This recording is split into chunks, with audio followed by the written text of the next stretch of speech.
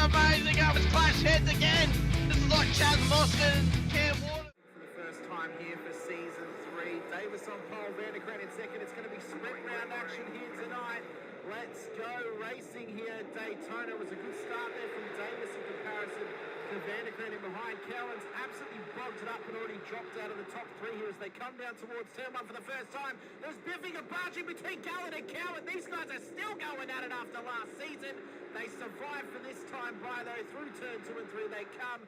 Nice and clean, boys. Keep it up as they come up to... I love riding. It's a real social thing. There's a great bond between riders. Every weekend I look forward to getting out there. It's a freedom like no other. Riding to work is a great way to start the day. Shannon's insure all types of road bikes, not just classics. They offer features riders really want. It's why they're one of Australia's leading motorcycle insurance providers.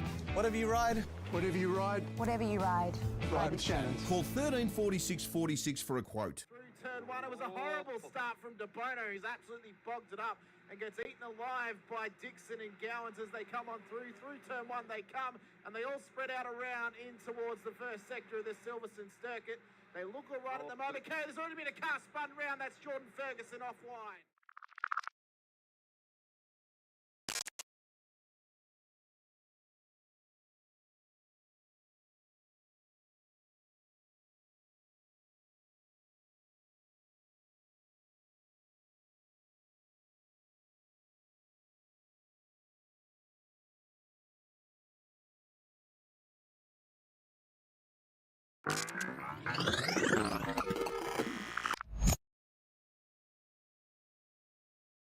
Is green, green, green at Road Atlanta here as well. Faulkner did get away. De Bono is tucked in as well. Unfortunately, Houghton is on that outside line. De Bono does want to tell him to do. He's got the job. De Bono's overtaken. Now can he get Ben Faulkner up through turns 2 and 3? They go round the right-hander, dropping down the hill. Faulkner's out in front. De Bono second. Houghton third. Ratcliffe in fourth. No real dramas going into turn 1. We've always had a few cars. They're all special. The T-Bird. Oh, that's mine. The Combi for when we want to get away.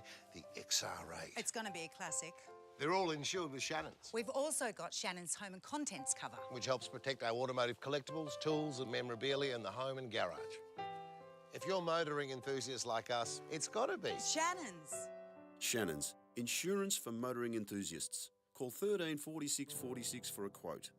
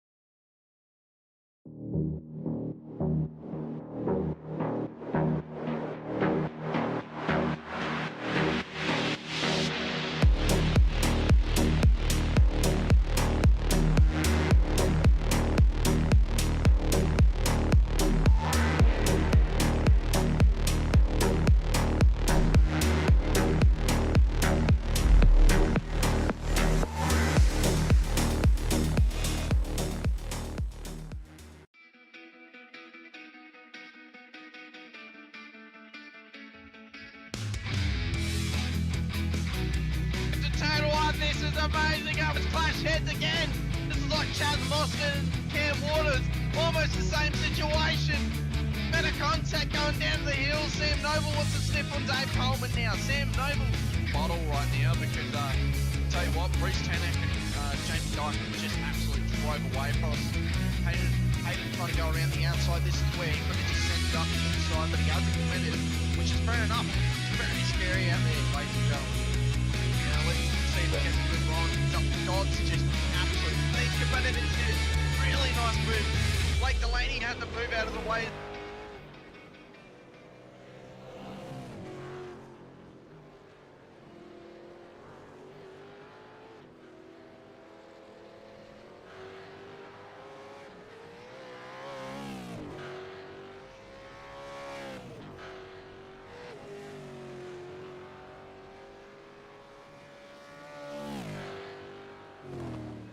Good evening, good morning, good afternoon, ladies and gentlemen, wherever you may be watching from, and welcome back to Sim Racing World TV, and welcome in to round number 6 of the Warren & Brown Tools V8 Supercars Championship here on Sunday night for Sandown International Motor Raceway, and our first Enduro of the season. I'm your commentator here tonight, Hamish Munro, joined once again by Steve Sinkovic.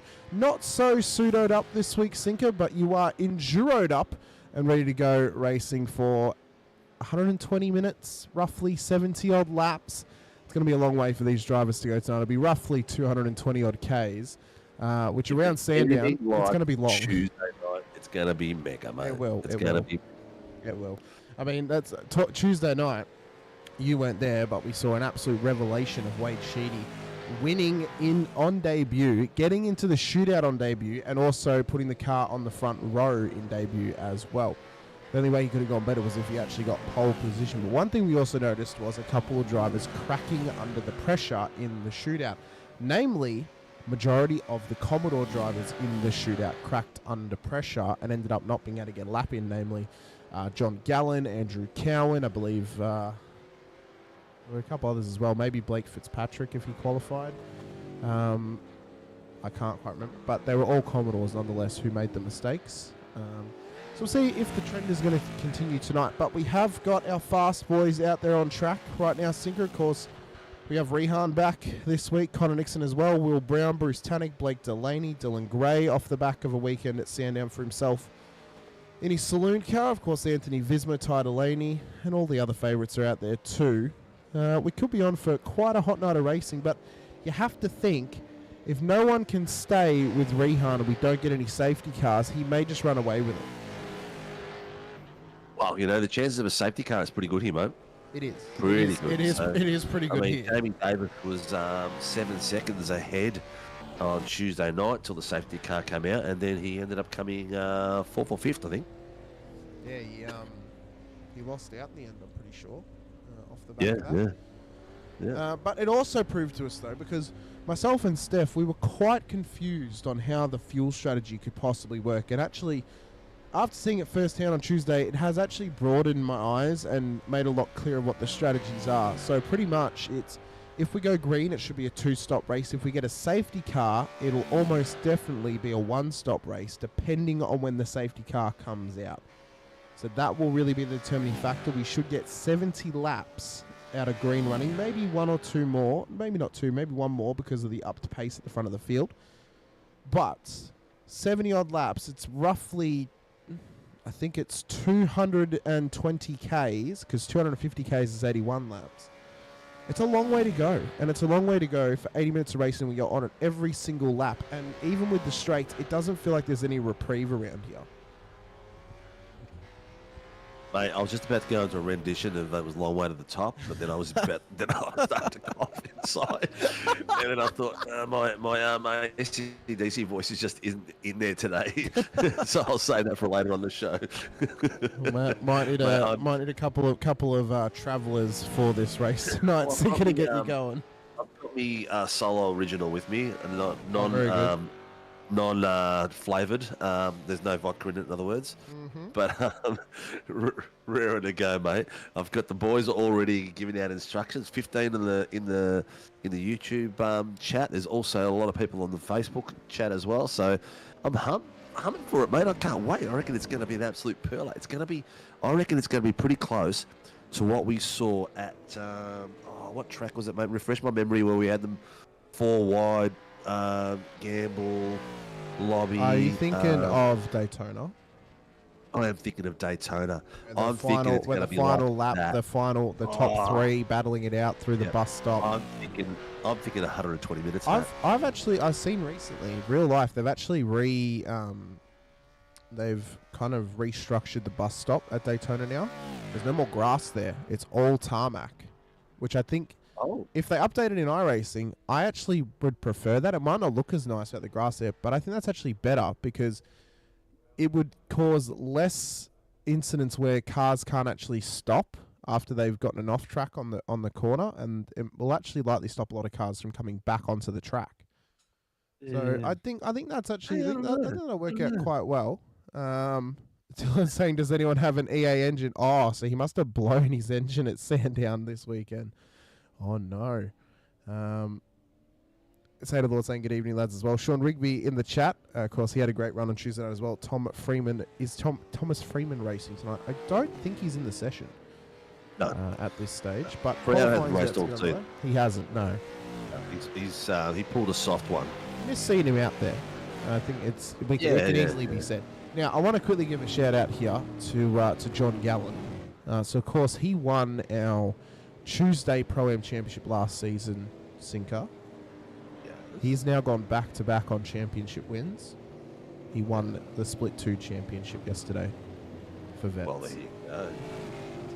So he is now a Split 1 driver as of next season for the Vets. So he'll be able to go around track with the likes of Lobby if he competes next season, as well as, of course, Scotty Gamble, who won his 5th title this week for Split 1 of Vets. So he's up there with a lot of big names across in that series, and he's only really solidifying himself here in SRW as another strong competitor as well, and really becoming a household name on that Tuesday night run.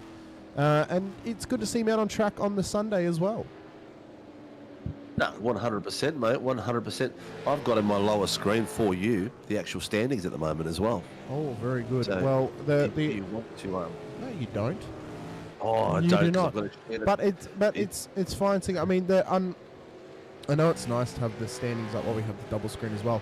It doesn't size properly. It's really weird how it sizes. In Discord, you can get it from there, mate, and you can show the people. I can get it from there, and I can show it to the people. You're exactly right. I can do that. Yeah.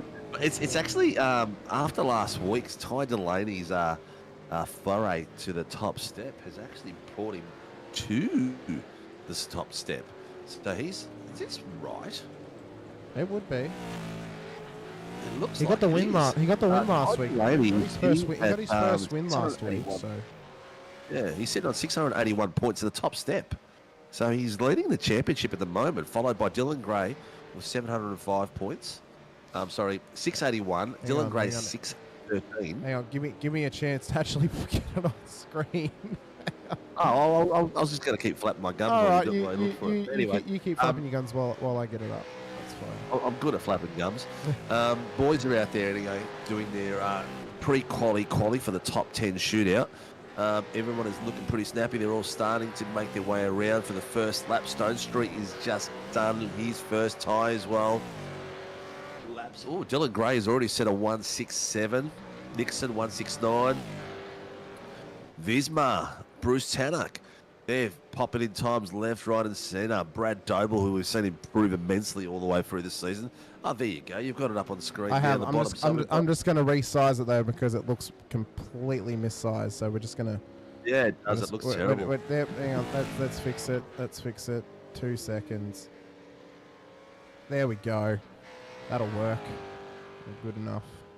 There we go. So yeah, so we have that on there. I don't know if anyone can actually read it being that size. But yeah, Title Laney leads title race on 681 after drop rounds. And then Dylan Gray, Harry Dodds makes up the top 3. Brad Doble, Anthony Visma in the top 5. Rehan Leonage, who has missed 2 rounds this season, still sits comfortably P6. So he can still win this championship this season, Sinker.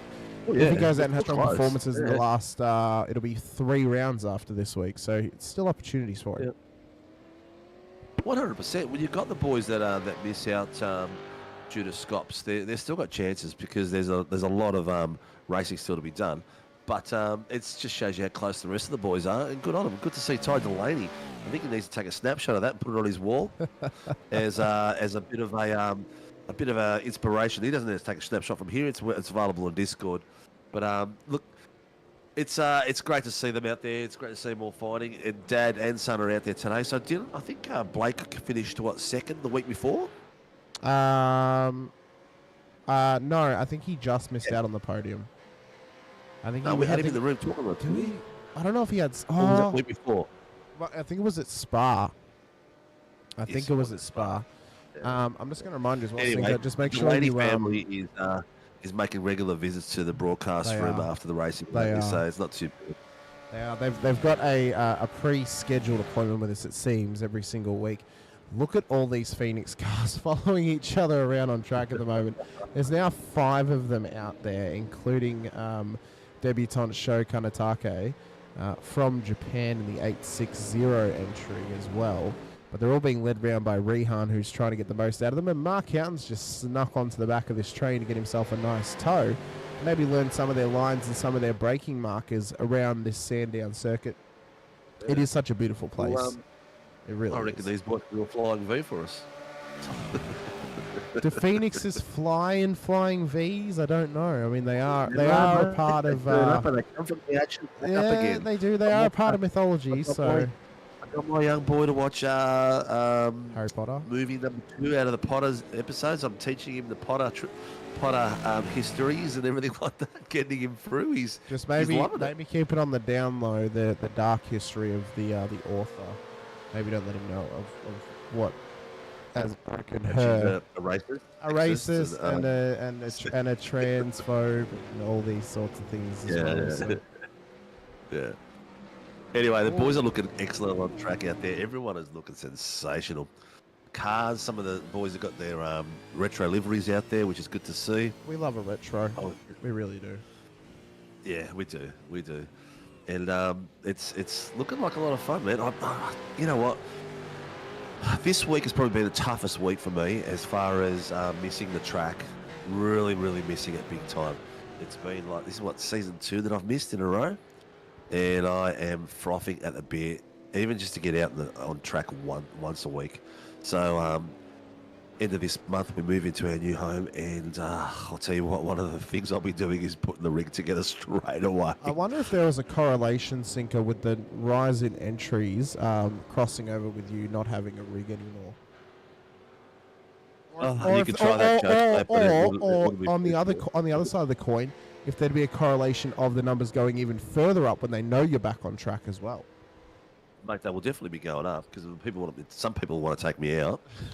Target will be on your back once again. Some people just want to take the piss out of me. I reckon we need to get you we need to get you on track for the Tuesday Supercars. I reckon that's what the go needs to be.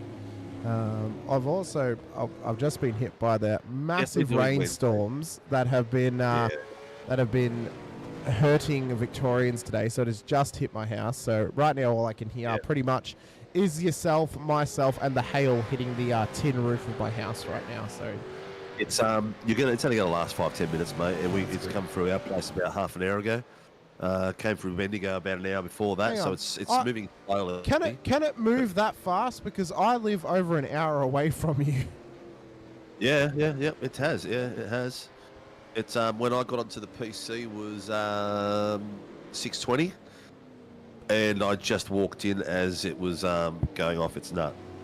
So yeah, it's worked its way right across the. that was Lipsky. Yeah, that was Lipsky in the wall in the background. He has towed back to pits now as well. Nixon has gone P2 in the session. I just noticed he'd gotten that before. Visma's now P3, Gray P4.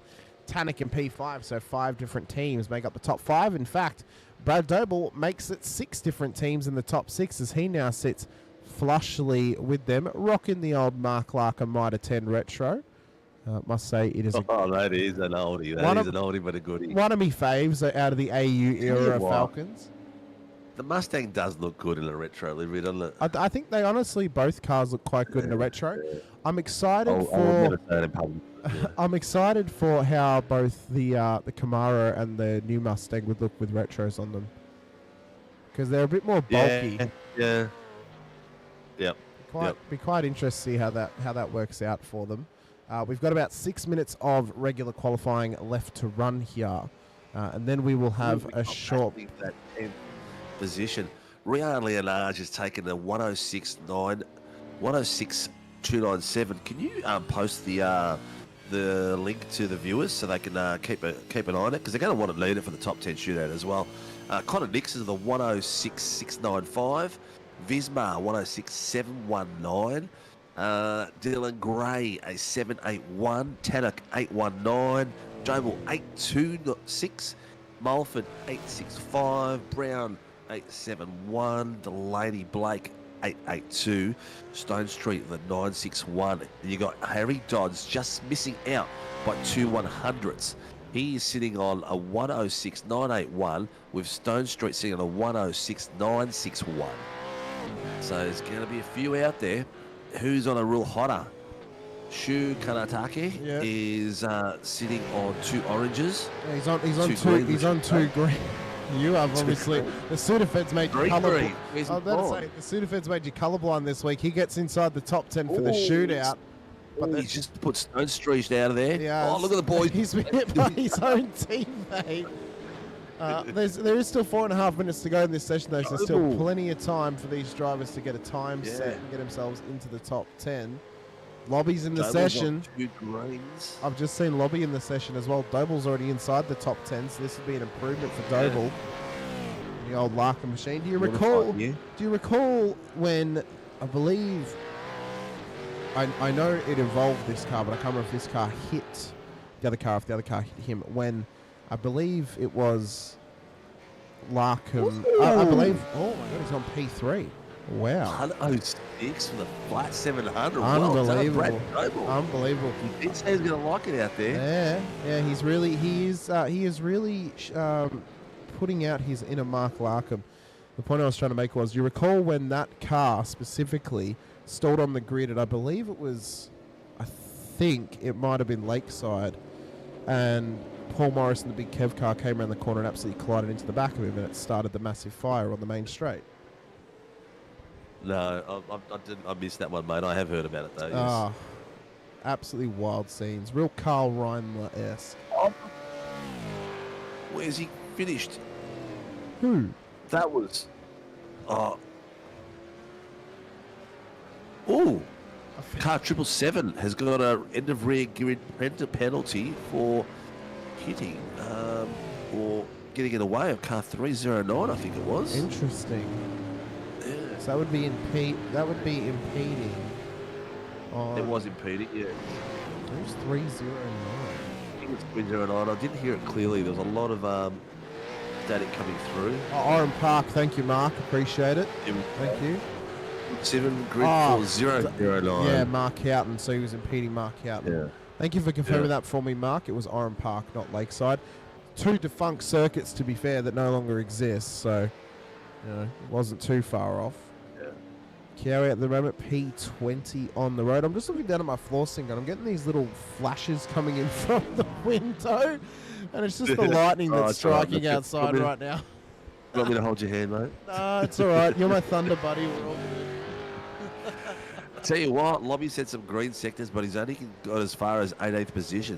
We've still got from Ty Delaney to Shoal 106.890, Ty Delaney 107.181. So it's only about 3/10 of a gap. So it'll be interesting to see how these last few laps go. We got just under, or just over 1.5 minutes to go. Darren Lobb's now back out on track to have a crack here at qualifying to see if he can make it for the top 10 shootout. At the moment, the top 10 is built up of Rehan Leonard, Connor Nixon, Brad Doble, Anthony Visma, Blake Delaney, Dylan Gray, Bruce Tannick, Tim Mulford, Will Brown, and Sho Kanatake will make up the top 10 at the moment. Stone Street's not out on track, so I doubt he's going to be able to get out there and actually set a new time and crack inside the 10. A real nice lap out there too. He's got himself to 18th. Yes. Harry Dodds is on some green. So is Gallen. When I mean green, they're on some green. They're on some green sectors. They're green sectors, of course. They're on the money. They're on the money for their sectors. Purple's what they want to be seeing. It means they're on a session best. Leading on lap 2 to be checked. Yeah, so someone's calling it in. Yep. As Lobby's going to come across. Pulled it in. Okay. Oh, that Gallen just go in. He's just crossed over. I think he's come in the lane, hasn't he? Where is he? He's he's into turn 1. Lobby's starting a new lap, so we'll sit with Lobby here to see how he ends up in qualifying. This is going to be his last chance to get it inside of the top 10 for the top 10 shootout here tonight.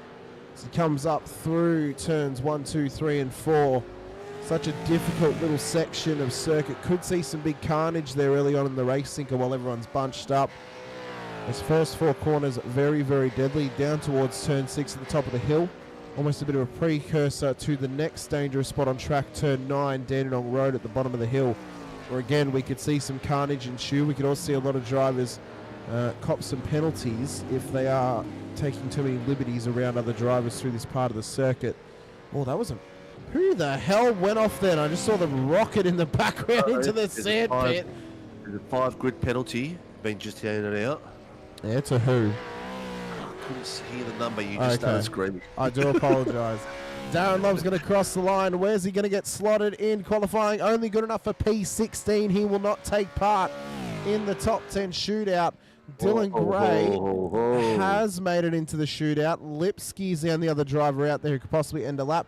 He can't. He's pulled into pit lane. So the top 10 has been decided, ladies and gentlemen, and it will be one hell of a shootout for us to keep an eye on here. Rehan Leonage, Connor Nixon, Brad Doble, Anthony Visma, Blake Delaney, Dylan Gray, Bruce Tannock, Tim Melford, Will Brown, and Sho Kanatake will make up the top 10 for the shootout here tonight.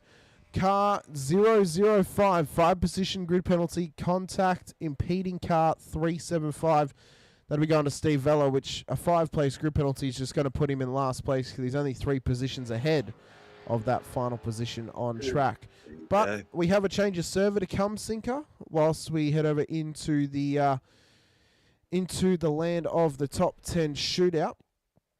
So whilst we wait for that, ladies and gentlemen, as we did on Tuesday night, we'll be going to our countdown screen to give us time to get on. Oh, well, you know, we did on Tuesday, and it's just... It's a nice way out there who wants to have a bit of a chin wag. I was going to say, it's counting down to the next session, you know, is what it's... And it's a bit... It's a bit nicer than sitting here with just the thumbnail on screen, is the point I'm trying to make. But... If they're fast enough, we don't need the timer. It's fine. This is true. We can. We can. Oh, we can't. No, we can't. I was going to say we can put some commercials up and talk over them, but that would just be rude. Well, we could turn them down. This is true as well. Turn the volume up on them. While we're at until we've disappeared, 23 people out there watching. Now, what you're going to see is the top 10 shootout. Which, for those of you who haven't seen it before. We let the guys go out. They do a warm-up lap, and then we watch them as they go hit their hot lap, and then have a bit of a chin wag to them while the next guy comes out and does his warm-up. And we all do that purely because we love Warren and Brown Tools. If you haven't picked out your Father's Day presents yet, go to the Warren and Brown Tools website.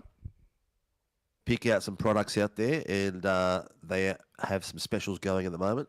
And get something special. If you've got a really big budget and you've got some crazy dough you want to blow, well, not crazy dough, but it's a little bit more at the top end of the scale, hit up Andrew at Grim Industries.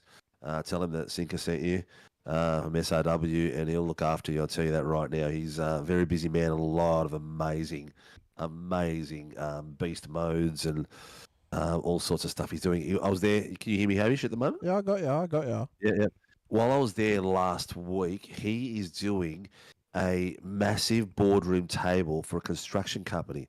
So what it actually is the front shovel tips off an excavators on each side of this thing, and they join in the middle like as if they were coming in. Unbelievable. This thing is going to be about maybe about 3 meters long, about 1.2 wide, of this nice thick glass on top. Looks spectacular. So he's doing some amazing stuff. And also he's got some small stuff as well, like your little pistons, and he does some crazy pistons, and he does some little artworks here and there. So check out his website and go for it. Actually, I've got the... Yeah, you need to go to the new session, Sinker. So while you leave that session and go to the new session, I'm just going to quickly add rotating rounds. Oh my God. I'm just going to quickly. I've already muted the countdown. I'm just going to quickly add Discord to that scene so people can still hear you at home. So let me just quickly add that very, very quickly. We want audio output. We want existing. We want this one. Very good. Can you talk for a second, please, Sinko? Yes, of course I can, mate. You Very know me. good, very good. Water, thunder, bubbles, whatever. I can still talk, mate. Very good. Well, No, we have you on there with the timer going as well. Cool. I'm just waiting for the session to open at the moment before we hop in there. I'm Yep. going to quickly go grab a drink because it's very warm in this room with the door closed. So I'll be 30 odd seconds. You may go, mate. Anyone out there got some questions for me while I'm here without interruptions of Hamish? A few things that we have got on the boil at the moment is the 86s has been going crazy and growing like nuts. It's fast becoming one of the fastest 86 series around town, and we all know about the Formula Superlights and how nuts that is. That's finally getting the recognition it deserves. Volume of viewers is increased exponentially. The fun the boys are having during the broadcast, the driving has always been amazing. So that's been nothing new. But the fact is that it's getting close to that 18th of September when the Gentlemen Sim Racing Top 20 go against the Sim Racing World Top 20 and participate in the National Open Wheel Championship. So that's going to be a spectacular day. It's going to be a Wednesday night. And tracks have been put forward for that as well, Sinker. I had a cheeky conversation with Mr. Gowans about those the other day, and they are some good tracks on selection. They are, and no one will know them until basically the week before. So that way no one gets practice. We haven't even picked the tracks, and we're not going to pick the tracks until that week. So that way no one can slip the tongue from either league. And then we'll release it. As Doug said to me, we're putting multiple tracks forward, and they'll spin a wheel, and whatever it lands on will be the track. We'll be very random. Yeah. It'll be the boys from Gentleman Sim and myself, and Barbs might be there. I'm not sure. Gals will be there, and we'll talk about it and pick it, and off we go. And then boom, that following Wednesday will be an epic race to be seen. So I'm really looking forward to that. And I think it's going to be spectacular. Well, you set a PB this season for sending everyone's trophies this season. Sinker is what Coleman's asked us. I in the have chat. already sent some PBs, mate. I'm just waiting for the labels, mate. Trophies have been finished for a while. I'm just waiting for the company that does the labels for us to get them to us. Session is open, by the way. Just thought I'd let you know. Yep, cool. What's it called? What's it under? Well, it's in the Here we league, go. so Top 10. Yes, they are done, mate, and they're pretty much. As soon as I get the labels, I'm just going to stick the labels on and ship them out. So it's pretty cool. I actually went out and got season 4 trophies ready, polished them all up, and so they're ready to rock as well, mate. So surprise, surprise. And why can't I get into this? Because I haven't withdrawn from the other one. Oh yes, that would definitely help. It's important to withdraw, isn't it? It's incredibly important, Sinker. It is probably the most important thing. So, of course, Barbs is going to wait to advance the session until obviously this timer is finished on what would be our regular ad break. Once we've ended the timer and we get into the session on screen, that's when the drivers will be able to go out on track to start their qualifying attempts here in the top 10 shootout. Who do you think this advantages, Sinker? I asked Steph on Tuesday, and I think we both agreed that I think this type of session specifically almost favors those who race in a league where you have one-shot qualifying for the 2 laps. I feel like that type of session really helps them. But this is massive pressure moments, isn't it? It's different, because you're all sitting in they're all sit. So for the viewers that don't know, they're all sitting in the same room. They're all sitting in the green room or whatever room they've picked for tonight, and they all sit in there. And then the Barbs will say, right, so and so, get ready. They take that person out of the room, and they're on their own all of a sudden. And then the suspense is building until they get out on track. So then the other guys are all sitting there talking amongst themselves. Some are very quiet, some aren't quiet. Some like to crack a bit of a joke, but you know what?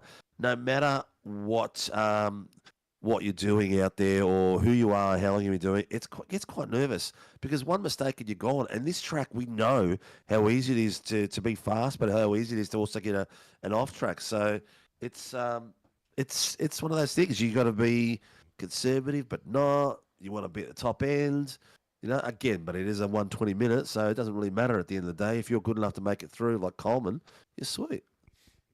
Ray Douglas is also got in the chat saying September 18, my birthday, so I'll be watching with anticipation for the Australian Open Wheel Championships. Well, I'm a week younger than you, mate. Oh, a week older, I should say. I'm a September the 11th. No one can forget my birthday. Oh, well, you can never forget what you were doing on your birthday in 2001 either.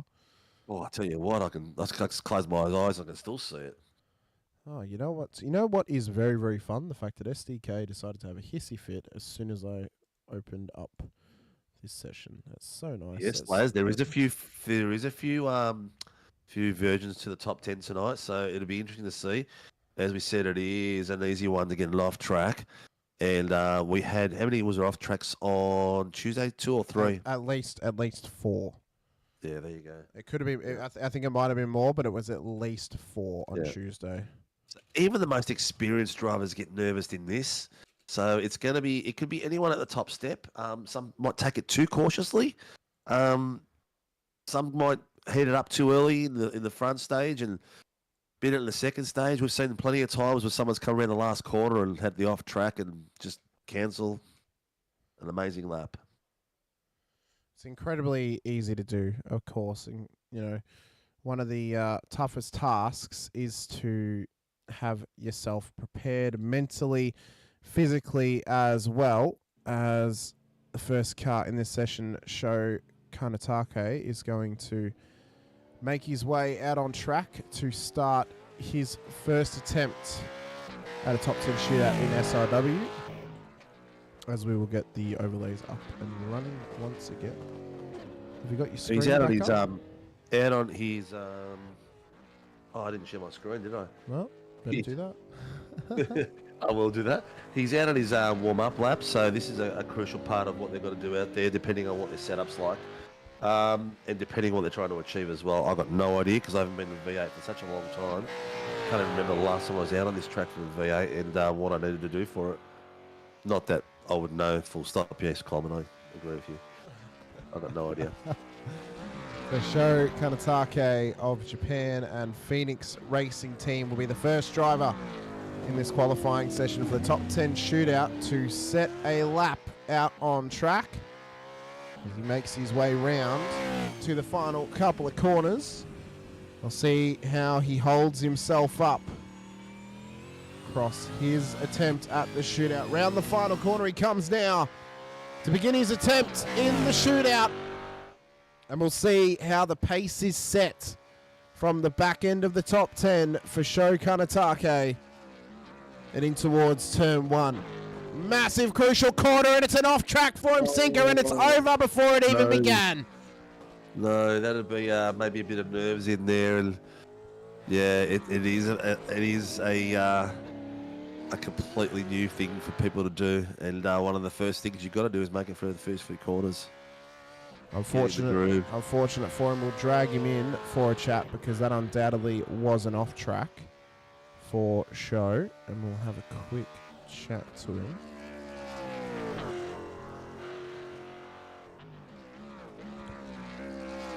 Sho Kanatake, unfortunate to get the off track very, very early in the lap for yourself.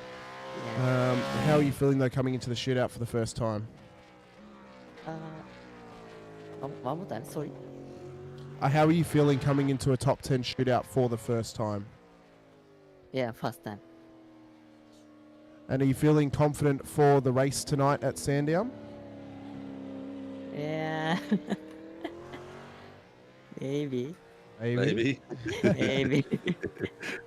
That's all good, Sho. Well, your teammate Will Brown's out on track, so we're going to see how he goes in the shootout. Best of luck in the race. Good luck, mate. Thank you. Mr. Douglas, you're a 57 model. I'm a 67 model, mate. So you got me by just under a year. I assume you've got Mr. Brown on your screen. I certainly do, mate. Very I good. certainly do. Very good. Love to see it. So Sho Kanatake has unfortunately missed out on his opportunity in the top 10 shootout, but Will Brown will now be able to have a crack at it himself as he comes up and across the line. We've got the old, thanks to the Supercars cam, we've got the old double view of the inside of the car. Thank you, Supercars cam, for that.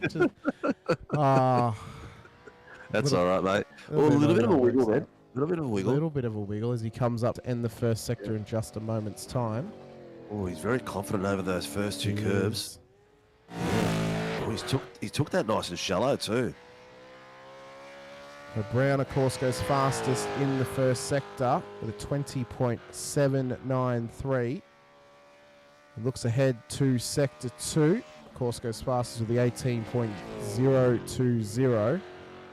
And down towards... Why is it automatically changing drivers? I don't know. Have That's you got odd. yours set on most exciting? Maybe it was. Maybe it was just naturally set on it. As Will Brown comes up towards the final couple of corners and around turn 11 and 12 and in towards turn 13, up towards the line comes Will Brown to set the first time in qualifying. What's it going to be for him here? Has it counted? It has a 107.120.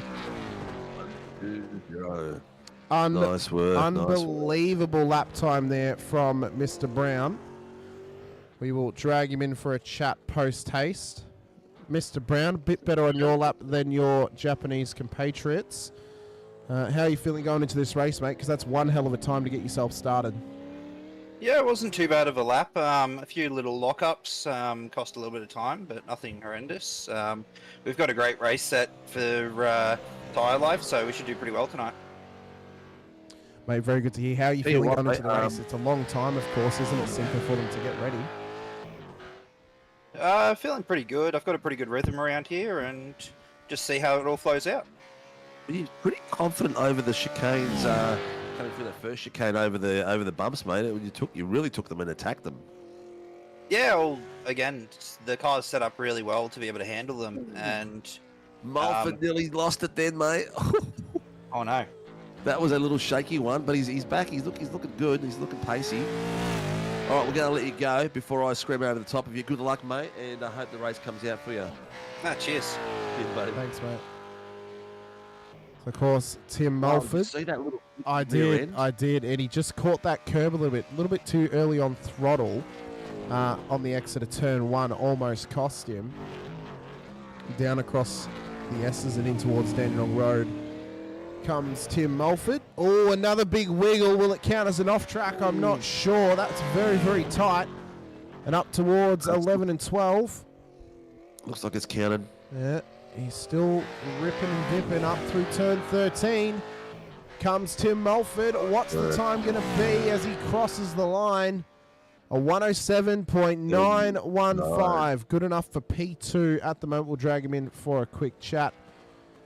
Mr. Mulford, congratulations on making the top 10 shootout here tonight. You put yourself provisional P2 with a 107.915. And you managed to get that lap locked down to almost perfection. But a couple of wiggles, especially at the early portion at turn 1, as well as on the exit of turn 9 as well. How's the car feeling, though, after that lap? Yeah, cheers, boys. Car feels good. Just literally happy to make the 10. And really was just send it and see what happens. There's some pretty quick guys out there, so just to be in the 10's a good start, really. Well, how are you feeling going into this race, mate? It's going to be a long one. It's going to be a tough one. Are you feeling confident? Again, I think if strategy works out well, play our cards right, should have a car in the top 10, and we'll see what happens with everything else, but really just, get through that first stint, keep the car straight, and then, open season from there, really. Very good, mate. Well, we'll let you go. Best of luck for the race. We look forward to seeing how you guys go. Cheers, boys. Thanks for that. Well, Sinker, Bruce Tannick, he's out on track, and it's looking good early on in this lap. He is. He's looking very, very, very smooth. He's attacking the corners like we've seen the boys do it so far. But it's he's got some good pace. Well, he's gone session best in Sector 1 with a 20.794. It's at an 18.051 through Sector 2. Here. It is incredibly tricky. So at the moment, he would be sitting provisional pole position. It's all going to come down to this final sector, Sinker, and any mistake here could cost him. He's doing well. He's aggressive across. He's taking. Oh, that's the bit where it was going to be tightest for him. He's done really well, mate. That was very clean little lap. He's done a purple sector in the third. He's gone. He has, with the first 6 in the shootout. We'll drag him in. Oh, I had him in and he left. Mr. Tanik, the first 6 in the top 10 shootout. That looked to be a wild lap with you dancing all across the course, mate, but that's a quick time. Do you feel confident with that one to stay towards the top end of the top 10?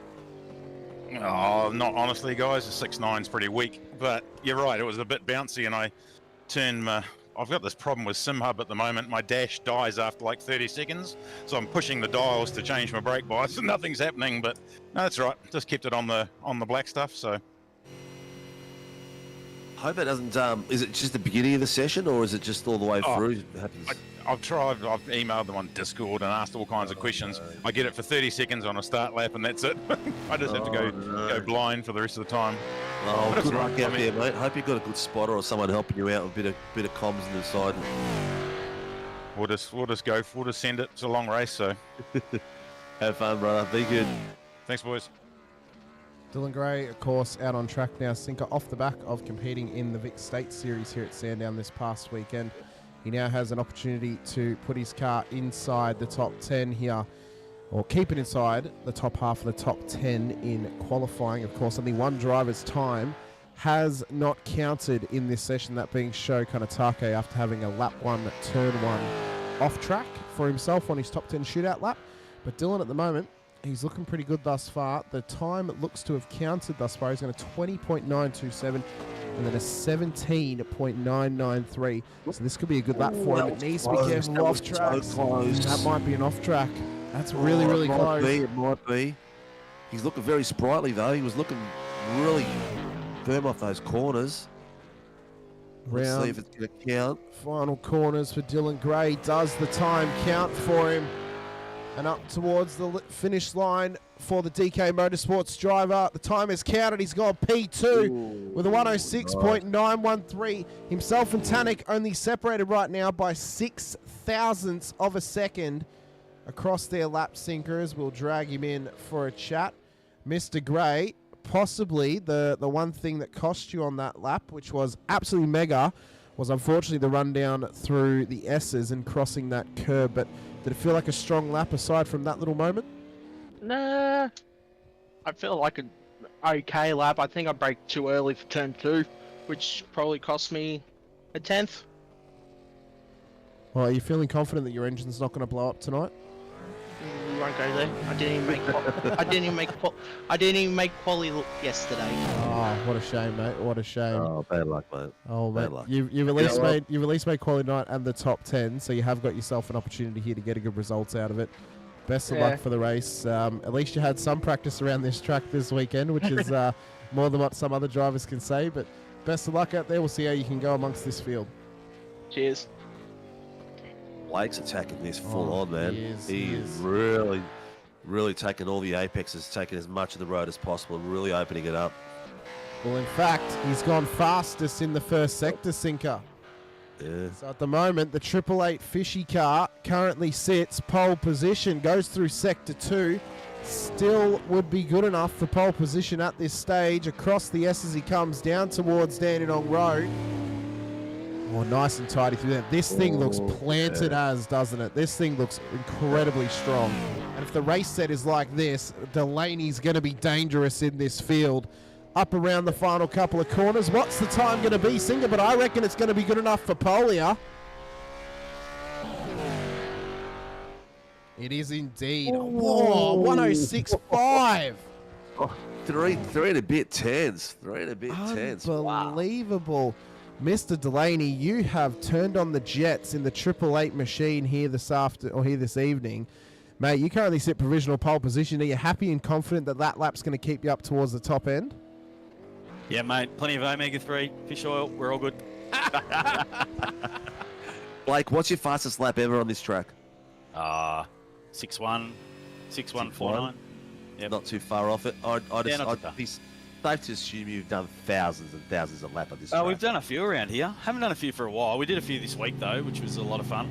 Didn't you have like 81 laps around here on Thursday? I mean, yeah, we did. Yeah, 81 non-successful laps around here. you on went Thursday, you yes. went 30 k's longer than you'll be going tonight. Yeah, well, it was good fun though, mate. It's a good track. We all love it. So everyone does hundreds and hundreds of laps around here. So It's a phenomenal track, mate. But we'll let you go. Best of luck in this race. We'll see how far you may drop, or if you even drop anything at the end of this top 10 shootout, mate. Best of luck though in the race to come. Cheers, boys. Have an awesome one. You too, mate.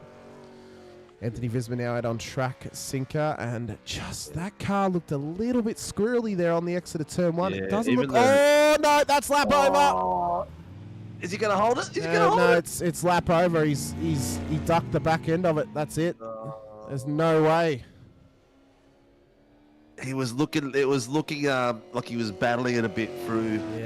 Through some of those first few corners, but oh man. Let's drag him in for a quick chat. Mr. Visma, we mentioned it before the moment happened. The car looked a little bit unsettled. What a shame, mate. What could have been for you, but how are you feeling going into the race nonetheless? Oh, look, yeah, disappointed that it was a bit untidy from the very start, like you said. So, yeah, it's a long race, so that's what I'll tell myself, and just keep chipping away and see where we end up. You know you got the pace. You know you got a smart racing habit out there, so I think you'll be fine, mate. Oh, look, the car feels good with the race setup, so hopefully we'll get going and get amongst it. Excellent, mate. All right, good luck, brother, and hopefully we'll see you at the other end. No worries, thanks. Take care. Brad Doble's changed liveries in amongst the session, Sinker. He's gone from his Mark Larkham car to a 2000 and I believe it's a 2008 FPR machine that would have been driven by Mark Winterbottom. So he's changed eras. Flashing his liveries out there. It's still somewhat Mark Larkham-esque because his team was sponsored by Orcon Steel at one point, so it is still on that timeline. But up to the final couple of corners comes Brad Doble. He's about to start his first attempt here for the top 10 shootout. We'll see how it pans out for him here across this lap and if he can hold it together. And he is only the second Mustang to be out on track in this session. And out of only 3 of them, the next to come will be Connor Nixon. Yes. He's looking firm at the moment. His car's not... Oh... No, actually, it's pretty good. Rebounding nicely. It's landing straight away. As it's coming up, it's landing. It's not bouncing back up a lot. It's landing itself nicely. It looks really, really good. It's not the fastest first sector we've seen. Yep. But this car is looking incredibly stable at the moment. He's gone fastest in the second, sorry.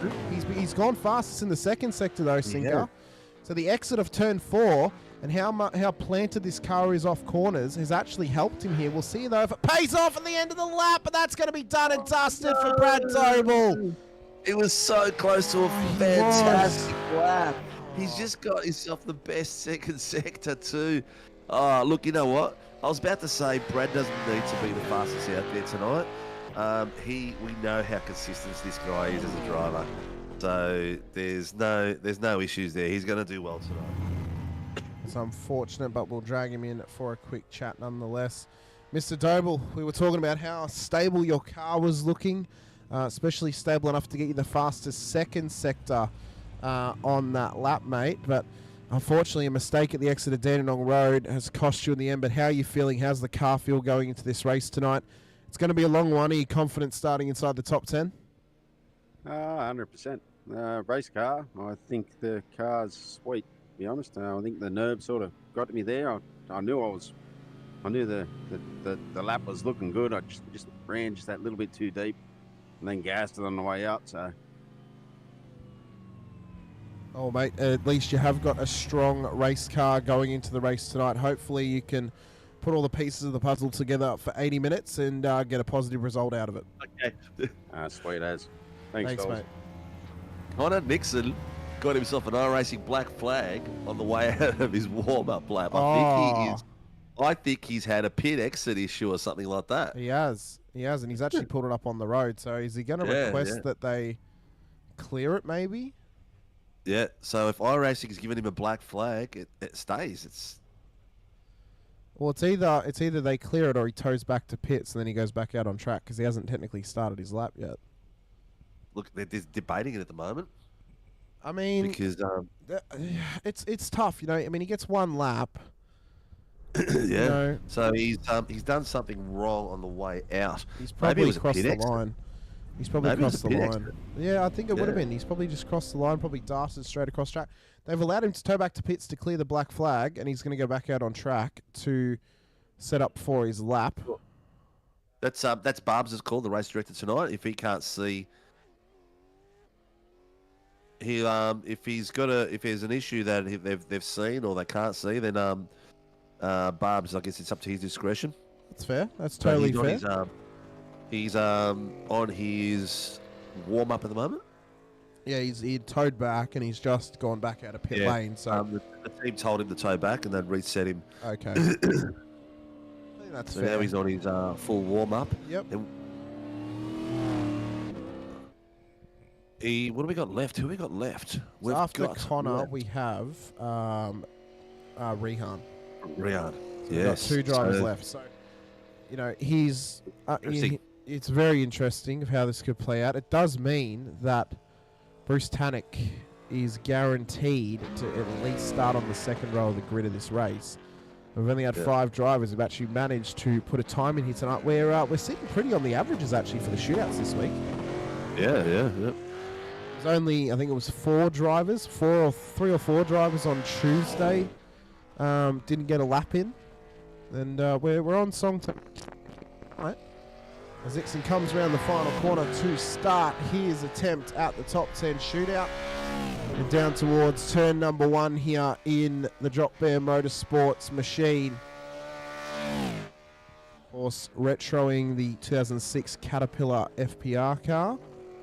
But with, of course, the Drop Bear and coast. there. Yeah, a little bit of a bounce under brakes. Yeah. Oh, that's aggressive. That's going to be an off track, surely. That's off track for sure, yeah. Oh, yeah, John saying was the outlap too slow. It might have been. That can give you a black flag as well. That's lap over, unfortunately, for Connor Nixon. Done like a dinner. Yeah, Well, they're that gonna do a leaves, bit of that at for the himself. moment, we've got Blake Delaney and Bruce Tannock sitting in first and second. That leaves Ria Leonage out to make the lap of the gods and see if he can get himself to the top step and get a clean lap. We'll quickly drag in Connor, just have a quick chat to him. Connor, just doesn't seem to go your way tonight in qualifying, unfortunately. An iRacing black flag, you were allowed to tow back, and then unfortunately an off track just cost you on the way through, unfortunately. But are you feeling confident for this race, even though you may not be starting as high up as you had initially qualified coming into the shootout? Yeah, look, the car's super fast. Yeah, it's just a little bit too much. Like, the track was a bit weird, the bias I couldn't figure out. But yeah, look, we'll go on the race and see what happens. I know Tim and Will are really good on the blocking, so if we need to send a couple of lobs, we will. But yeah, we're running 10 wings, so we'll see what happens. Oh, mate, I'm glad to hear it hasn't affected you too much and you're still feeling confident going into this race. Best of luck out there. It's going to be a long one, and hopefully you're able to come home with the chocolates at the end of it. Hopefully. I said to Rehan that, I'd give him a bomb, but yeah, clearly he's just going to be able to drive away, so bit unfortunate, but yeah, no, car's quick, so yeah, we'll see what happens. All right, mate, we'll let you go. Best of luck for the race out there. Thanks, mate. Mr. I love Connor's assumption that he thinks he's the only one to compete with Rihanna. I mean, Blake had good pace Got a about bit of it. confidence, mate. It's good to be confident.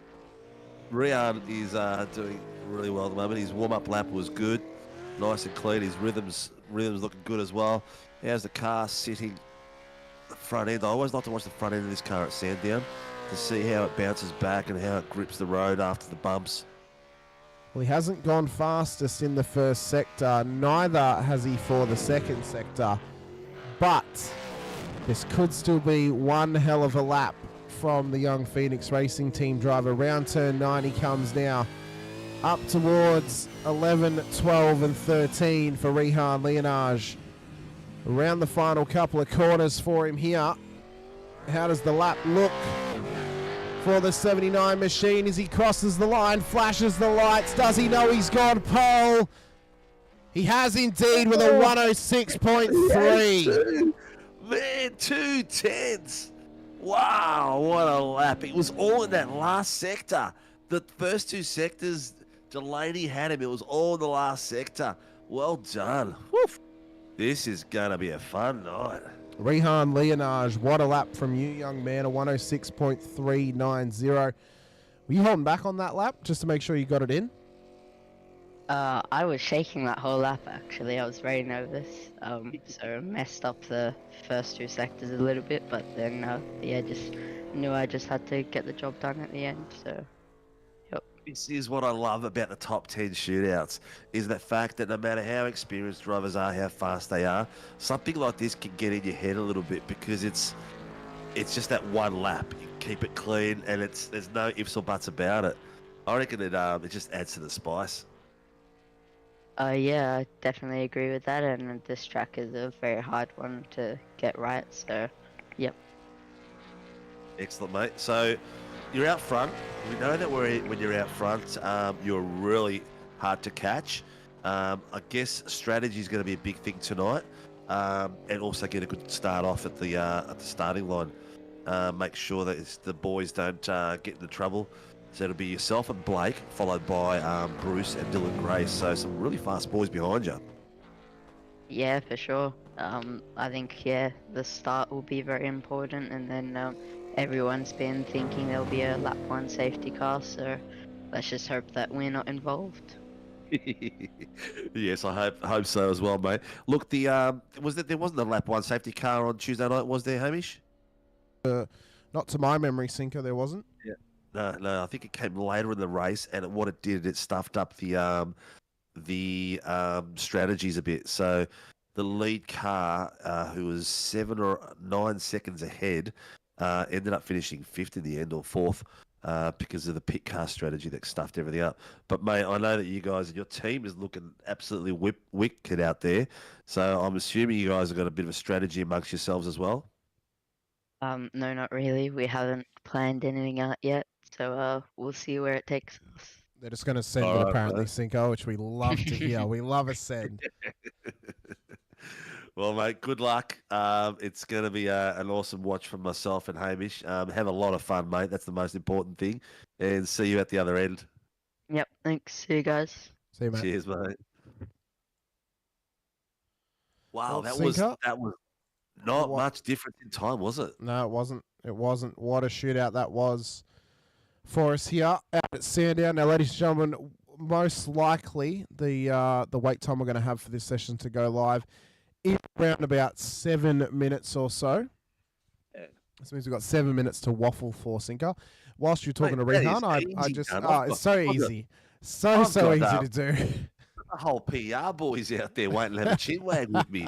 It's like they're all just, look, they all could see the time was coming to the end. It was like, look at that, Gallon, Harry Dodds, Ice Pig, Gallon. Ullman actually doesn't even race for PR, but he's just here supporting John, it seems. Oh yeah, definitely. Yeah. But yeah, so most likely I would say it's going to go live around about 8 o'clock, possibly 5 past, based on the fact that they have to set up manual gridding for that session. So we've got a little bit of time to have a bit of a chat. So we'll just run our timer going again. If it lines up perfectly with the server opening, then perfection. If it doesn't, we'll just go back to the thumbnail and have a chat there. But well, the boys, I'll tell you what, it just goes to show you. Look at the experience there. Vismar, Doble, Nixon fluffed it completely. Yeah. So he had 2 cracks at it too, more than anyone else did. Hamish, your mic is breaking up. Does it, Andrew? Again. You know what it is? He's trying to dance in the background. He's not. wandering around the room like Jack Black. No, it's not that. I've got a new microphone. I am monitoring when it does break up every now and again. So hopefully it stays true and stays good for it. But thank you for letting me know, Andrew. Do appreciate it. Whilst you're talking to Rehan, I did take the time to actually open up my window singer because it is hot in this room right now. I needed that fresh air. It's so Have a warm. look on the screen right now. The Formula Superlights going through. I think that was Silverstone. It was Silverstone. Mate, Yes.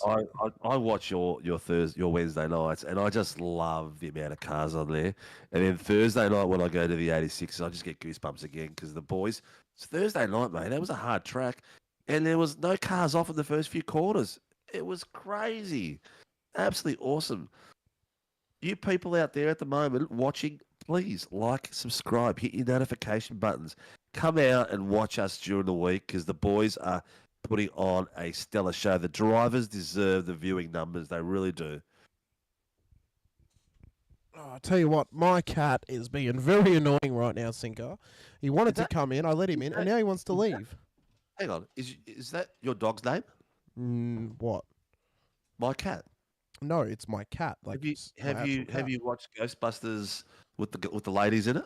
No, I haven't. I refuse to. I refuse to see it when I saw it. Asked him, and he goes, "Is it right if I bring my cat to work?" And they go, "Oh, I've got a cat allergy." And he goes, "No, it's a dog. His name is Mike Cat."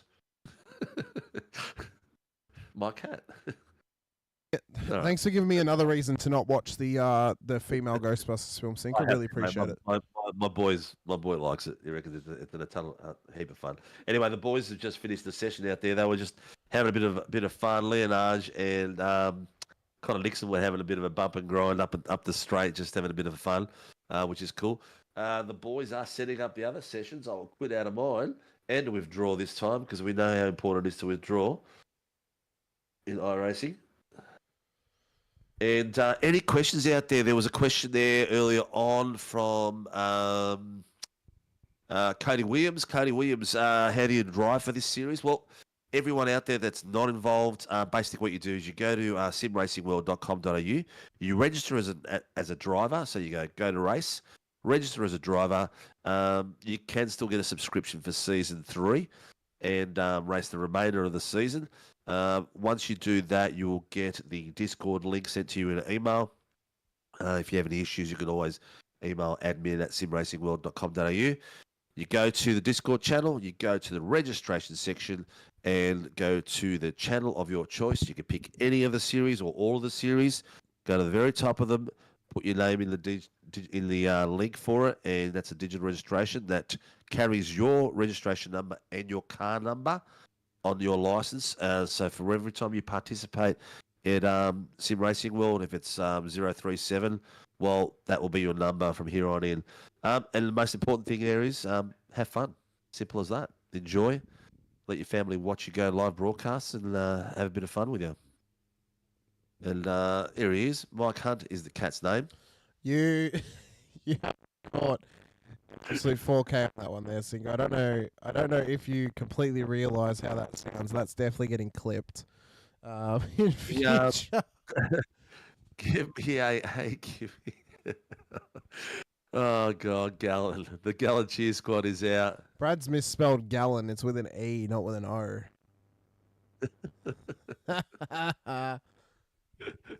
Doesn't Maybe spell Gallon. gallon. It's incorrectly spells gallon is what it does. Anyone else got some questions or anyone in particular that they'd be going to watch it out? Mr. Coleman, what's the fuel burn on this car at this track? 2.5 Sinker. 2.5. 2.5. Between 2.5 and 2.6. What was the first pit stop on Tuesday night? Oh, round about lap 25, I think. 25, around the 25-minute mark? Yep, round about lap 25. Well, we got to the 28-minute mark or something like that with the lap times. But around there, okay.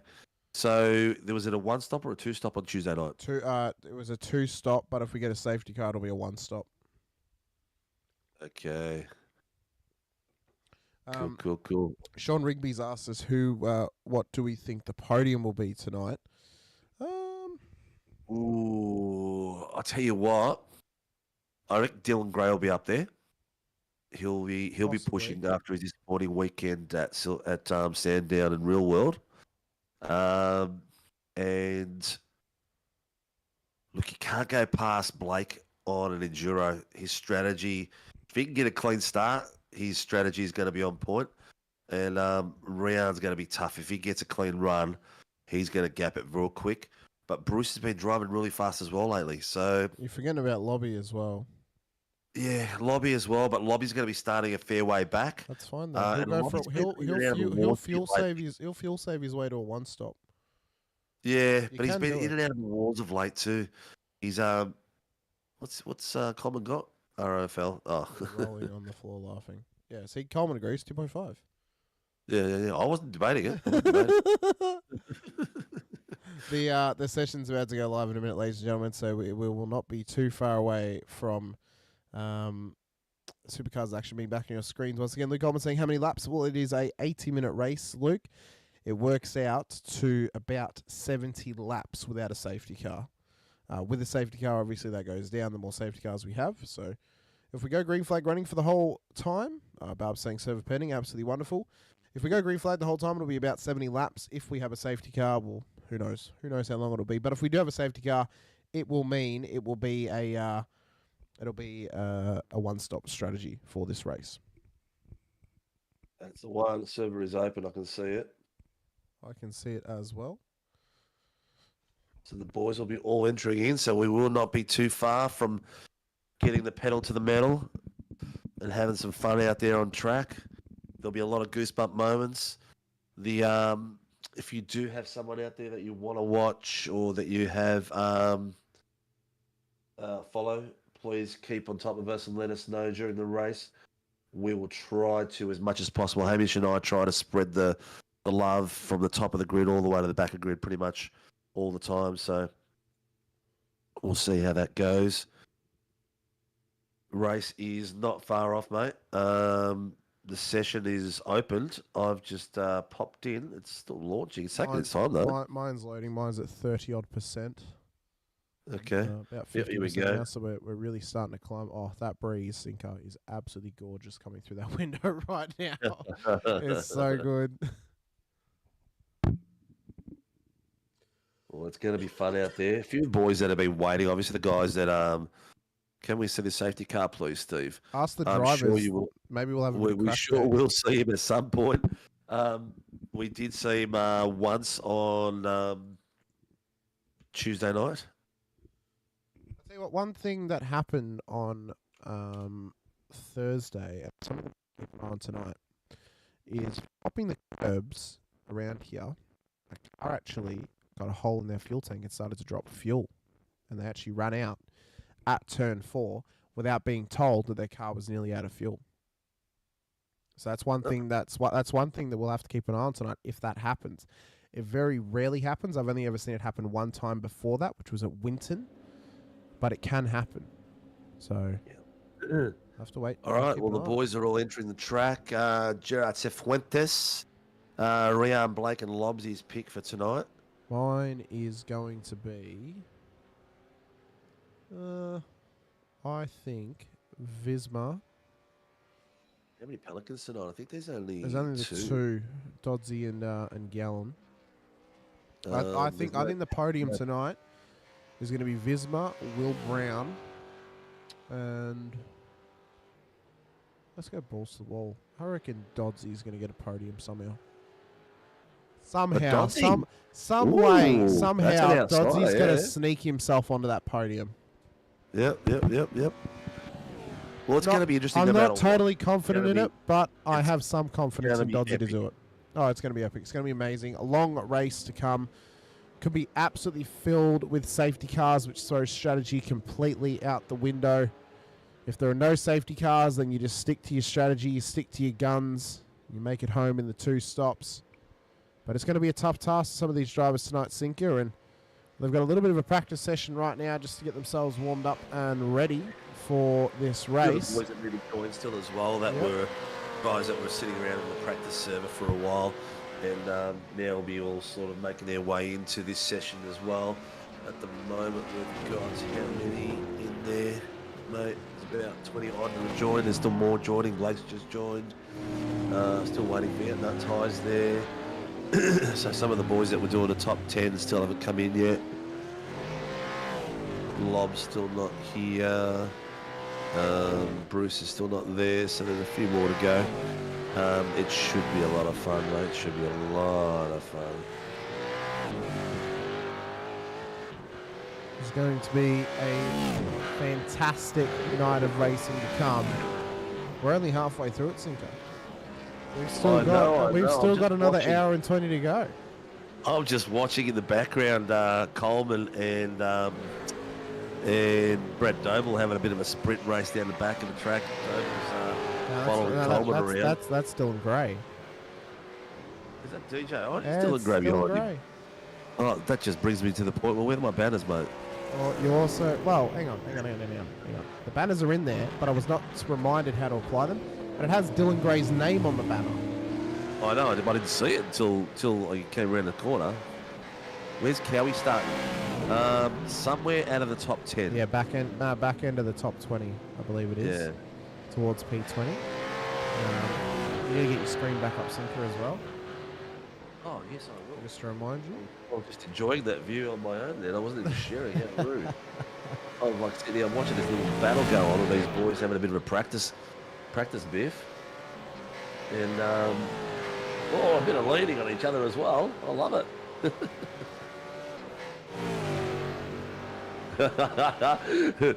Dave, I'm not sure if it was Coleman or Coleman or Doble there. Oh, Rubbin's racing.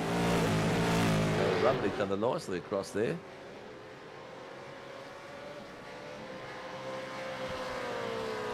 Well, ladies and gentlemen, we are not too far away from this race Not start. at all. Sean will be saying Oran Park next Tuesday. Ain't going to be fun. Well, I won't be on Tuesday, so I will have no preconceived notions of how it's going to be until next Sunday night. I'm back for Supercars. There'll be a lot of carnage in it, but Yeah.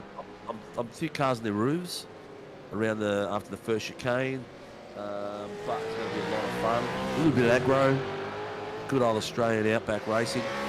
Well, Oran Park isn't really outback. No, it's just non-existent at this point. It's a housing estate. We've not got long to go in this practice session, ladies and gentlemen, until we go racing here tonight around Sandown. It's been a week full of Sandown races for a lot of these drivers. They've cut plenty of laps when preparing for this weekend of racing across a multitude of leagues. So expect them to be on their bestest behaviour, their highest level of endurance and fortitude. And for us to, if we're going to have crashes, make it absolutely spectacular. Yes, please. Please do. Yes, I want to see a rollover. Actually, did you get a sneaky peek today of the new PER livery? Well, no, I saw Dodsey shared his retro, which he's running tonight, which is the late 90s HRT car. Pretty sure there was another one as well, wasn't there? I don't know. It was more of a silvery front. Interesting. Yeah. I did not see it. Hit Pat in the chat. Oran Park's going to be fun. Hey, you know, I haven't actually had the opportunity to call a race around Oran Park before, other than our special event that we did for the rain for the 8.6s. So I'm looking forward to it next Sunday night for the Pro Series to call that action around Oran Park. I'm a little bit miffed that I am missing the Enduro for Bathurst on the Tuesday, but I do feel solace in the fact that I get to call it on the Sunday, so there's at least that benefit. Mr. Barber has put that... No, it's Leakey on track. Leakey's put the safety car off track. What are you doing, Leakey? Your job's meant to be blowing the engine of the safety car, not running it off track. That's Tyson and Adam's jobs. Keeping him honest. There's boys out there having fun, and the racing hasn't even started, let me tell you, viewers. I'm watching a few of these back boys go around the rear end of the track, and they're getting into all sorts of little situations there, having a bit of fun, racing each other. And just get themselves prepared for what's to come for 80 minutes. And I think what needs to be remembered for a lot of these drivers as well, 80 minutes, obviously, it's a long time to go racing. We say it a lot, you're not going to win it on the first lap, and what's really going to separate the boys from the men here, or the pretenders from the gladiators, is how willing they are to give up a position to not only survive, but actually not give up too much time to their competitors around them. Because if you let someone run away from you, it's incredibly hard to catch them if you are amongst a battle 3-4 seconds back. The leader can easily run away with this thing if you are not keeping the pressure on him or keeping the pressure off yourself. Yeah, 100%. It's one of those tracks where you just need to focus, but it's also one of those tracks where if you do have a situation and something does go wrong, it's not the end of the world. A safety car can get you back in the hunt real quick, and can change the whole race within 1 or 2 laps. And also, it's a long race, and you got a lot of fighting to do, and you can work your way up again. Have you seen Brad Hayes' dad joke in the chat? What do you call a pelican with a broken wing? A pelicant. That's atrocious. That is atrocious. Oh, no. Hazy, really? Really? You really missed the apex on that joke. Yeah, oh no. I'm not even going to get more dad jokes. My wife will probably throw something at me. She's in striking distance. She's not the best throw, but all she's going to do is turn around. It's 1.5 meters. I'm sure she could hit you straight in the side of the head. Probably could. Oh, someone's phone's ringing, Singo. It's not yours, is it? You forgot to put on mute? No. It's my wife. She's working, mate. Oh. There's lots of news going on at the moment around the Victoria.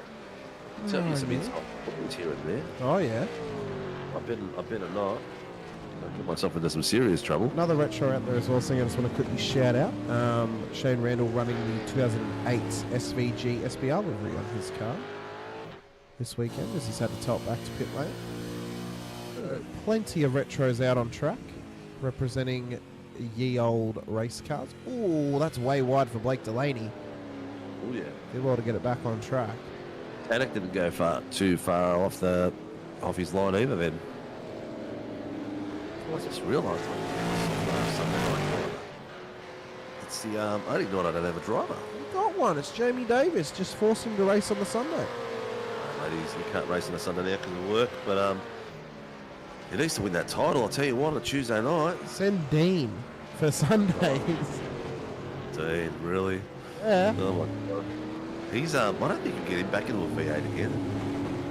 The V8s have just got too fast for him. Maybe when the cars change a little bit, maybe they'll get a little bit easier to drive. I'd really doubt it, but you never know. I want a season sinker on Tuesday night to both you and Dean in the Supercars. That's what I want. Leading by example for your drivers. Maybe, but I think my focus next season, if I can get in there, will be Formula 3s. Yeah, step up, Sinker. That's a tough crowd to get into, Sinker. Back to the Formula 3s next season if I can get set up in the Super Formulas. That's a tough crowd to crack into. That's all right. I don't need to crack into it. I just slip into it. Oh, right. Slip down it more likely. Yeah. It's a staircase on a wet day. We'll see what happens. We've not got long left in this little pre-race practice session. The course drivers just cutting some laps, getting more and more used to hitting their markers, which is what they're going to need to do for this race. It's about all consistency. It is about hitting your marks, as we previously mentioned. Maximising corner exits is going to be imperative here this evening. And realistically, the only time in this race that we really care about what happens on track is the final 10 minutes, because that's when it actually matters. That's where it matters where you are on track. Before that, anything can happen. Mate, it's all a stepping stone to the crescendo of the song, mate. At the very end, mate. Every single bit, every bar played, every chord struck. It's all about it. It goes all the way through, and it gives us those engine and seat moments that happen here and there. Exactly right. The mentality the driver should have is it's a 70-minute session where you cut laps, and then 10 minutes where you race at the end of it. Michael Laney has just pulled out a 106.998. 10th and a half behind Leonage. Visma's got himself back into a rhythm. He's sitting at the his best is a 106.999. Of course, Ty took the win last week at Fuji. His first ever win in a league, mind you. Yeah. That was his first SAW Pro win. Well, no, that was his first overall win ever in a league.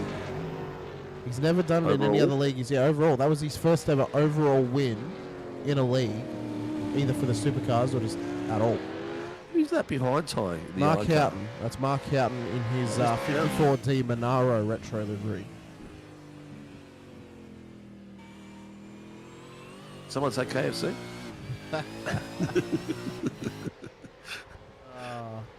All right, what do we got, mate? We've got about less 10 than seconds, a minute. mate. We're just So about done. we are not too far away.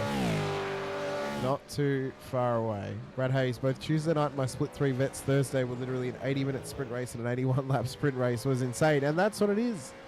You know, you're sprinting to the final couple of moments where you are racing for what matters, and that's what it is. And Josh saying, yet some people will still try and win at lap 1, turn 1. Exactly right. Exactly right. And that's the biggest worry we have for lap 1 safety cars is those heroes that try and send it at turn 1.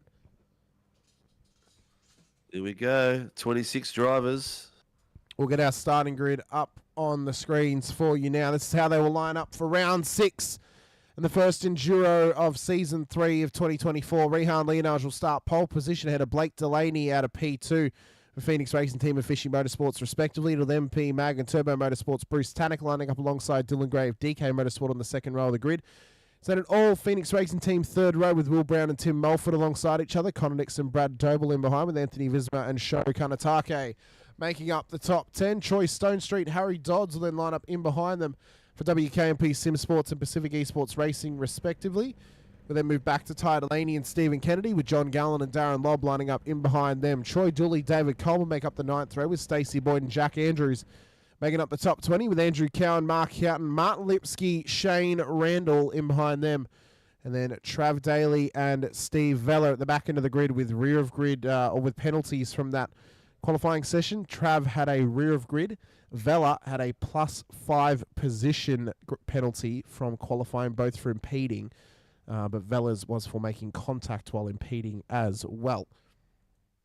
But what matters now is this young man right here, the Rehan Leonage, starting from pole position once again. We need to keep a stat on how many poles he's had in SRW Sinker. And sure we do have a stat somewhere. Well, we would. We definitely would. We'd have to run through every broadcast, find out when he's been on pole.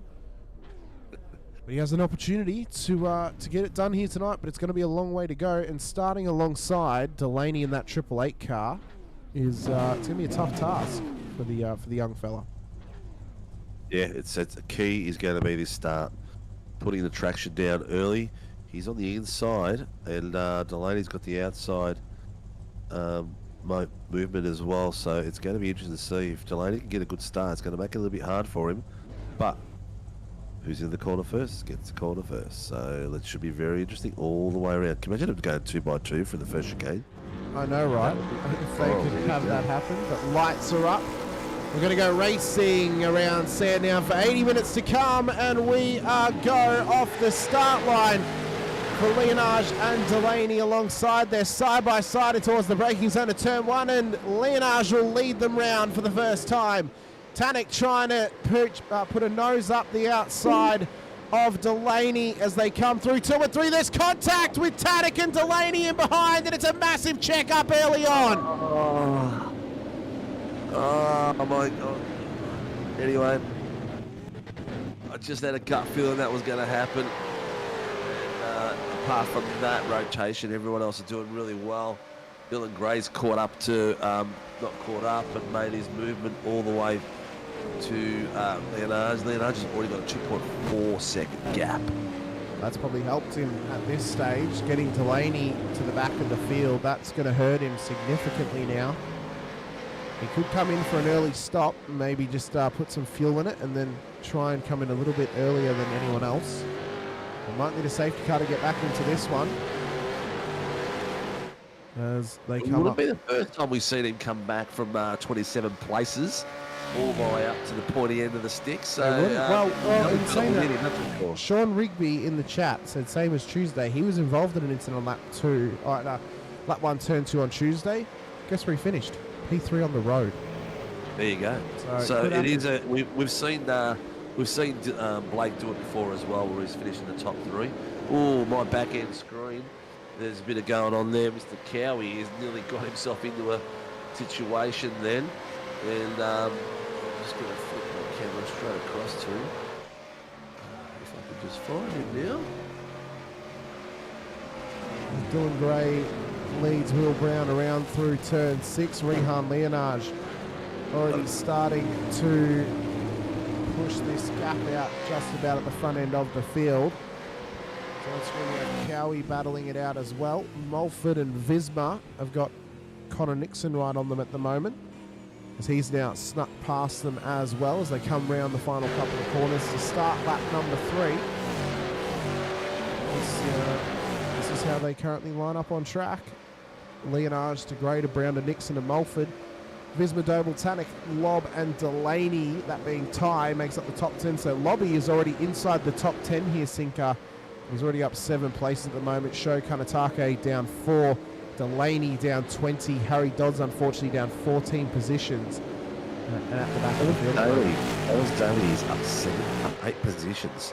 He's had a great start, so he's done his work already, making his way up. Steve Bella up 6 from his penalty position. Ty up 3, so there's some great movement going on along there. People that we know are really good at fuel saving are the ones we need to watch. Mr. Cowan has become a bit of a fuel saving hog of late, and memory serves me right, Fuji, he went for the one stop. So I'd be interested to see what he does here. Well, he did the one-stop strategy on Tuesday. He was going to go for it regardless of the safety car. So I would say he's going to do the same thing here tonight, which means he's going to have to try and push this car out to roughly 32 on laps to get that in. He's on board now with Visma in behind Tim Mulford on the back end of the top 5 at the moment. They got Doble lurking behind them, as well as Tannick, Lobb and Ty Delaney. But Tannick, have to wait and see if he has a penalty coming his way for the contact with Blake Delaney. I don't think I heard a call for it, to be honest. Interesting. Yeah, I'm not sure if I heard Blake call anything at all, like to review the ticket or to review the incident. But we'll see. Maybe race control incidents, confirm. lap 1, turn 3, car 12388 and 4, car 044 and 981. No further action. So that determined no further action on those incidents from lap 1. No, we want this full pace, please, not slow. So here's Tannick. He was on the outside of Delaney. Oh, he hopped the curb and that's pushed him across. Okay, so that would be why they've determined no further action, because Blake is self-penalising at that point. He hopped the curb. Oh yeah, and then Doddsy a bit of a spin back then. So Delaney actually hopped the curb at turn 2, and that's what actually pushed his car over towards Bruce's, and then the contact was made between them. Okay. You just sounded like the meme of that. No, I was African trying to watch it, gentleman. mate. I was just trying to watch it and see it. I couldn't quite see it, but that's all right. It is what it is. It's what we see. Like, people can jump to conclusions quite quickly when you're watching a race live, and then you go back to the process, and people will show you what's going on with it. You know, I regularly get drivers ringing me and say, "Oh man, did you see the decision?" I said, "No, I haven't." Oh, Please. sorry to interrupt, Singer. Mulford's gone off track at turn 9. That's now allowed Visma through, and Doble as And well. Doble. And Tannick's having a sniff on the back. He's trying to sneak it up too. He's done well. Lobby's lurking in the background as well. Mulford could drop 4 spots in the span of 3 corners here, Sinker, if he's not careful. Yeah. Well, he's going to get... Look at the strats from Tannick. And see, Bruce went straight to the left to give him some... exactly, give him the toe to keep him alongside. Yeah. Has the line. Teammate driving there. Oh, that's phenomenal. Delaney now also going to try and get him as well. Yeah, he's having a crack as well now. Oh, they're side by side. Ty's put it off. Man. In the span of half a lap, Tim Mulford has dropped 5 positions to P10 on the road. Not mobbed. Absolutely mobbed. He better check his ID and his wallets in his pocket, mate. You better. Oh, Barb's saying 100% correct, Hamish, in regards to the reason why they gave it the NFA, because it was self-penalising. So, thanks for confirming, Barbs. Appreciate it. You know, previously we had feedback on the GTs about coming to conclusions or making biased I don't want to hear the opinions. war please again. No. I'm just saying, like, you know, we we see an incident, we can only make somewhat of a call after, there's nothing wrong with us making an assumption of it. We're just like anyone out there that's a viewer. We create a story. We get involved in it. And we get passionate about this racing, and we talk about it. And that's what we're here for. And we're not always going to get it right. And sometimes we won't even try to get it right. We'll just go and leave that to the boys down in the dungeon. But they're normally the more controversial ones where we don't want to get ourselves cancelled for giving opinions. But, and then sometimes I just let my big mouth go. Yeah, you do. We need a bit of a tap on that one sometimes, I think. So. Oh, well, that's why I don't get paid and I own the place, so I can have those moments. This is true. You have tenure, as they would say. And I always have my door open, so anyone who wants to speak to me can always reach out to me in a DM. If you want to chat to me, you can contact Steve Sinkovic on Discord and have a chat to him instead. Correct. Correct. So at this I'll tell you what, stage, the just battles quickly, are going big and fast. Cowie is getting chased down now by Delaney's just sent it at turn 6. That's a phenomenal move. And his teammate Coleman's trying to get through as well. It didn't quite work for Coleman. Cowie shut the door straight away. But Delaney is rocketing his way up the field at the moment now. Coleman's trying to follow him to get a service off the back of that car. Cowie will make it hard for him though, even though he's fuel saving. He'll make it hard. He won't move over if he doesn't have to. He'll have the elbows out. Don't worry about that. Coleman though looking for an inside line. Last of the late breakers was Cowie on that one. So nice defending from. Oh, has someone gone off track then? That was a big bit of particle coming up. There's no one off on the SDK, but maybe they just clipped a bit of grass. Maybe just threw up some particles for us. Oh, I'll tell you what, great little battle going on there. We've got a lot of boys going crazy. Blake Delaney's making another pass on Mark Horton. Look at him go on the inside there. You can just see him in front of Cowie. He's done a nice job there. He is on fire. He is rocketing his way through the field. Front better be on song. If there's a safety car, Sincar, they are screwed. Well, maybe maybe not screwed. If there's a safety car, they're not screwed necessarily because we know how good they are at the front of the field. But they'd be sweating because Delaney is picking off drivers right now, like he's just out for a nice Sunday drive. He's making it look easy at the moment. So I'd be worried if a safety car gets called at this point. Yeah, there goes Stacey Boyd. He's just putting coins in the machine at the moment. He really is. He's on a claw machine and he's just picking out little prizes for Ty to give him afterwards. Yeah. Well, he's done well. He's done really well. He's made his way back up into 17th as we speak. He's got a nice gap of 1.8 seconds on Travis Daly, so he won't be passing him in the next to long distance future. But Sho Kanataka is having a crack at John Gallen at the moment. He is like 2 tenths off the back of him and has been quite a... There's a bit of contact at turn 9. That was close. That was close. Hence why they were so close for such a long time. Yep, exactly.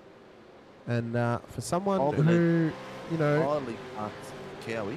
I was about to say, for someone who might not have the English skills to have an interview with us, he definitely has the driving skills to give us a reason as to why he is good enough to race in the Sunday Series. Thinker, he's putting on an absolute clinic right now behind John Gallen. Very true. I've taken my screen to Stacey Boyd. He's got a pack behind him at the moment, or from 18th onwards, of Mark Horton, Dave Coleman, 75. So these boys are putting pressure on him, slowly starting to catch him. But the boys behind them are also creeping up into as well. They're drifting out of the 1 second to the 8 tenths. That's going to be a big battle pack soon.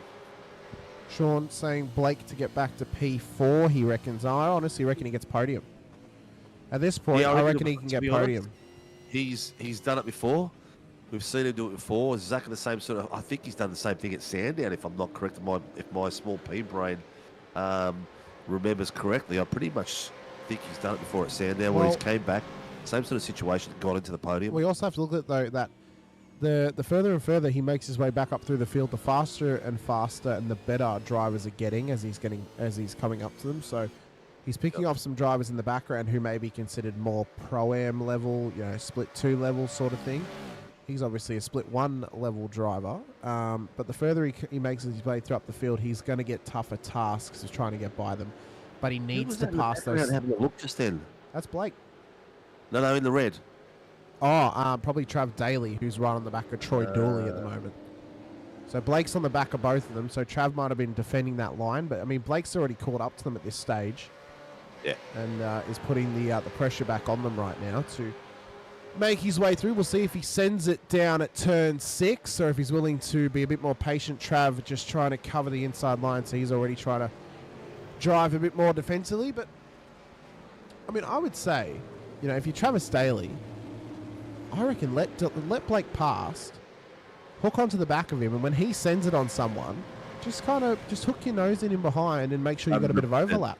Like Coleman tried to do on the cow and it didn't quite work. Yeah, exactly. Yeah. You know, I would be going down that path 100%. Because the more you defend him, Coleman, he's just passed Houghton, so he's now chasing down Stacey Boyd, which we've got the camera on at the moment.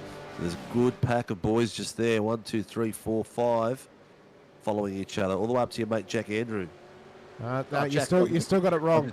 You still got it wrong, Sinky. You got it wrong 2 weeks in a row now. That's Jack Andrews who races for DK Motorsport. Jackos in the chat is Jack Anderson. I know. Yeah, cool. Right. Just confirming once again. Jackos saying loving a lot of the retro liveries out there tonight. At least the sim weather is dry weather too. That's exactly right. Well, the rain has passed through my local area now, Jackos. So now it's just cold. Rain for the V8s.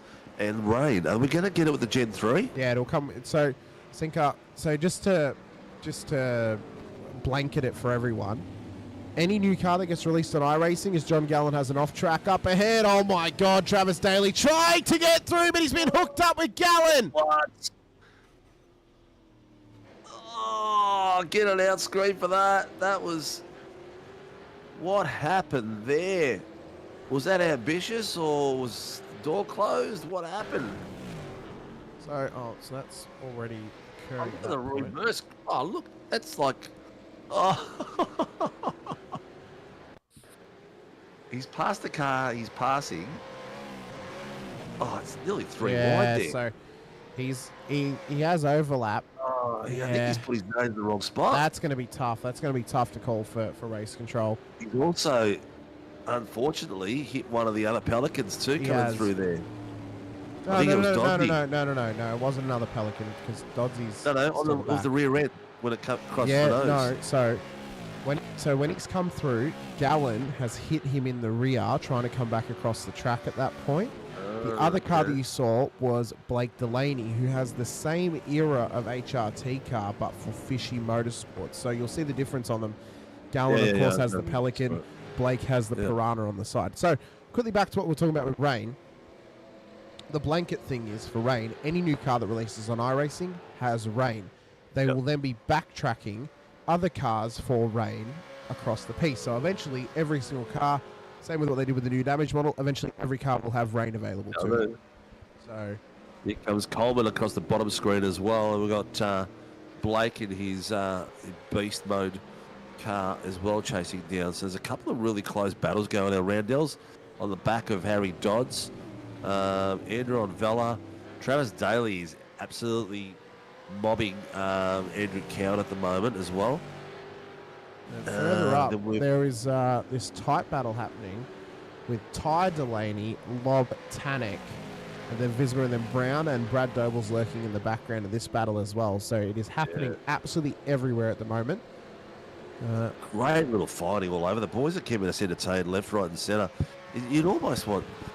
You know what? You'd almost want to have this massive 100-inch TV screen and have 4 different views of the race going at once so everyone could watch it at the same time. How cool would that be? Could you imagine if we were able to actually offer that as a service similar to F1? The service would be you get onto your iRacing, you click watch session, and you come in and you select what driver you want to sit on board with. All this is true. That's what the service is. You just do it yourself through iRacing. We could piggyback each driver, and you could do it that way as well. Yeah. Or we could have like people can sit there and watch my iRacing, and separate screen altogether if I had it as another channel. So there's a lot of things you can do out there these days. Luke, you are you're about as hopeful as someone, asking for world hunger to be ended right now. Rain is inevitable at this point. I reckon rain might be the end of the V8. It won't be. It won't be. Because you're not forced to have rain. Cowan in the bottom. Oh, they're still going. Wait, where's Trav Daly? No, they're not. No. I'm watching on my screen. I said it's not on the bottom. But, I was going to say on your screen you got Coleman on the back of Stacey Boyd at the moment. I know, but I'm just I can't talk and change. If you learn how to change drivers on SDK, you'd be able to. Yeah, I'm not using SDK. Here we go. There's Cowie having a bit of a stoush down the bottom screen. Oh, I've just seen Lipsky's had a moment, and it's down at turn 4. Oh. Very similar scenario happened. Lipsky's engineering too. Yeah, something very similar happened on Thursday night, Sinker in the Vets, and driver just they got stuck there. They were waiting for an opportunity to back it out and get it out of the way of other drivers, and eventually they pulled it back, didn't go far enough. But then when they actually pulled back forward, they pulled in the way of another car trying to get past them. Oh no. Yeah. Not that old chestnut. I know, a classic, as Connor Nixon has now dispatched of Dylan Gray, now sits P2, but he has got Gray all over his chuff at the moment. Up towards the start-finish line here at Sandown. Lap 17 has begun, 18 minutes into the session, so we're nearly at a fifth of the way into this race. And as it currently stands, it's Rehan Leonage to Connor Nixon, Dylan Gray, Will Brown, Anthony Visma's the top 5. Blake has slowed down a little bit. He'd be saving fuel. Blake Delaney. He's settled in at 107.3s. He's fuel saving. He's not hunting down Kennedy at the moment. He's got no one in front of him, and he's got a gap of 1.2 seconds behind him. He's in a massive fuel save mode right now. He'd be fuel saving and lightly saving the tyres, because remember, they only get one tyre change here tonight as well, so they have to strategically plan when they take that. Yep. Well, you're only taking one pit stop. You're only taking one tyre. This is true. If you do even take the tyres. Well, that's it. I mean, you would, because the tyres are made to only last about an hour. Car 777 drive-through penalty, failure to hold brakes, causing secondary contact on lap 12. So that's going to Trav Daly. So his night only goes from bad to worse for him. Not only did he have an incident, he's also now been copped with a penalty for the back end of that incident as well for not holding his brakes. As Nixon has just rocketed away from Dylan Gray right now and looks ahead. 5.8 seconds is the gap now up to Rehan Leonage. We'll check back in with him after to see how well he can chase him down, if he can chase him down at this point. Further back, though, Visma and Brown battling it out the front of this little battle pack as they start to chase down Dylan Gray for P3 on the road. They got Tannick and Lobb and the young Guppy and Brad Doble all involved as well as the battles continue on towards the first pit stop at this race, which we would expect to happen within the next probably 5 to 10 laps or so. So Travis didn't just get a drive-through. You also got a black and white flag for dangerous driving down that back straight. So he's got a flag warning. So if he does something silly, if he does a naughty, he's going to get himself another penalty, pretty much. Yeah. 100%, mate. 100%. Battles are still going crazy. It's gapping out a little bit on the timing tower. I think the Vismar battle you got with Will Brown is the closest set what you're seeing right now. This is the main screen.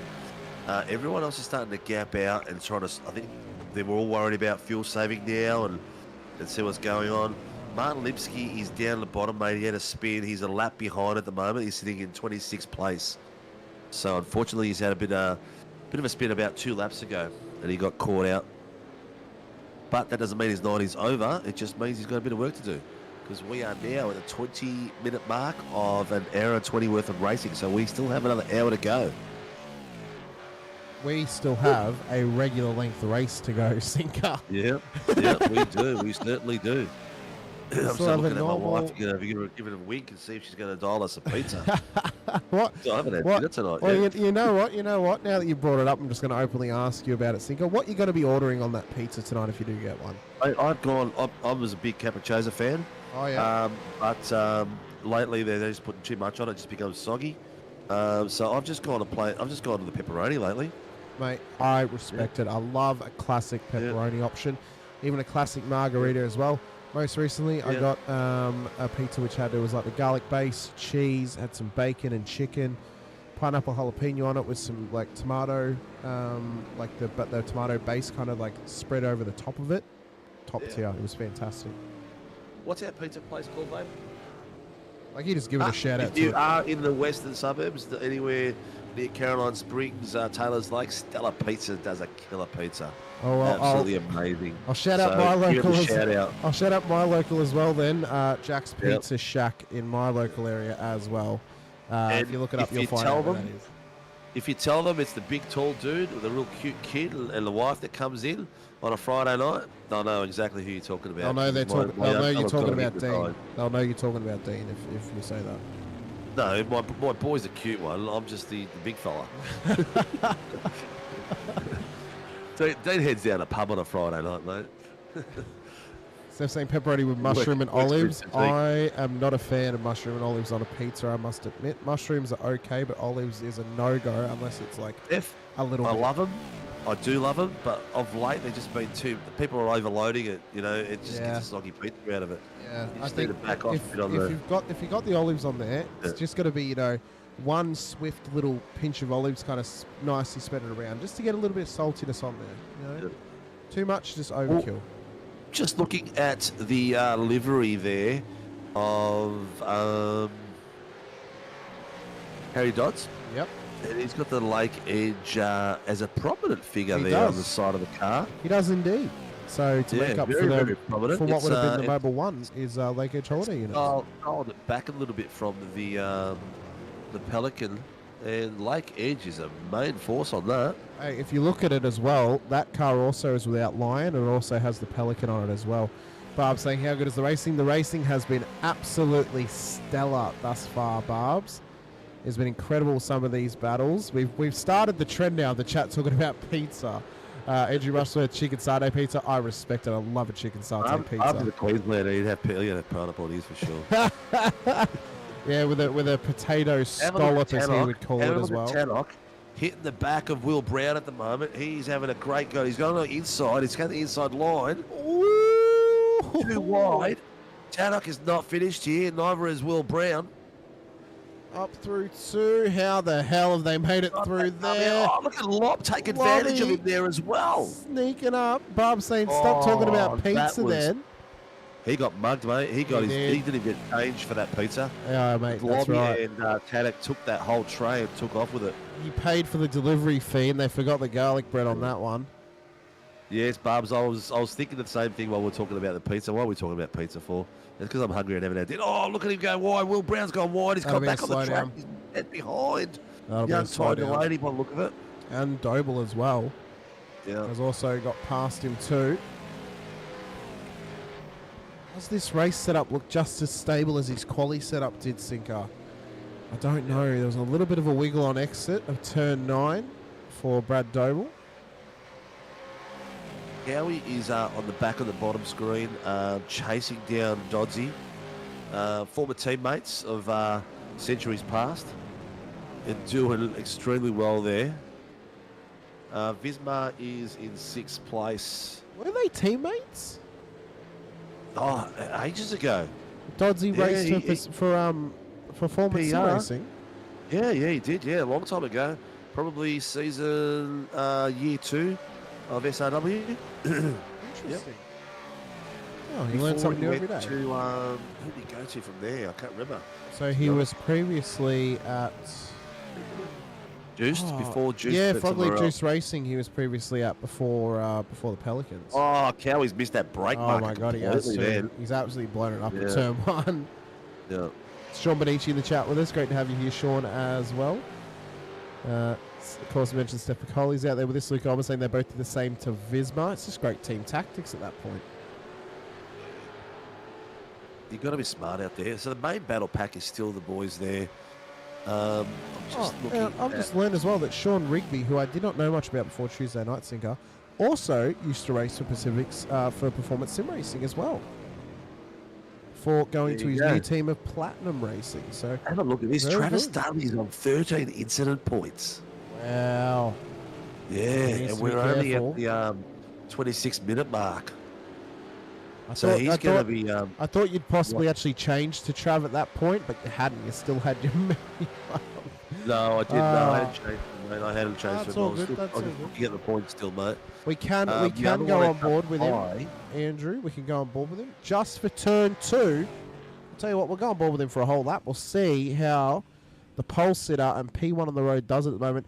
Connor Nixon has caught him, by the way, by 2 seconds over the last couple of laps, ever since he got past Dylan Gray. So Nixon, is absolutely flying right now. Leonage has He'll be fuel dropped saving. his pace down. Yeah, he'll be fuel saving. To 108. So yeah, he's dropped it down. He's fuel saving and looking after tyres. We're at the 27-minute mark. Look, do you remember that? You don't remember the pit time?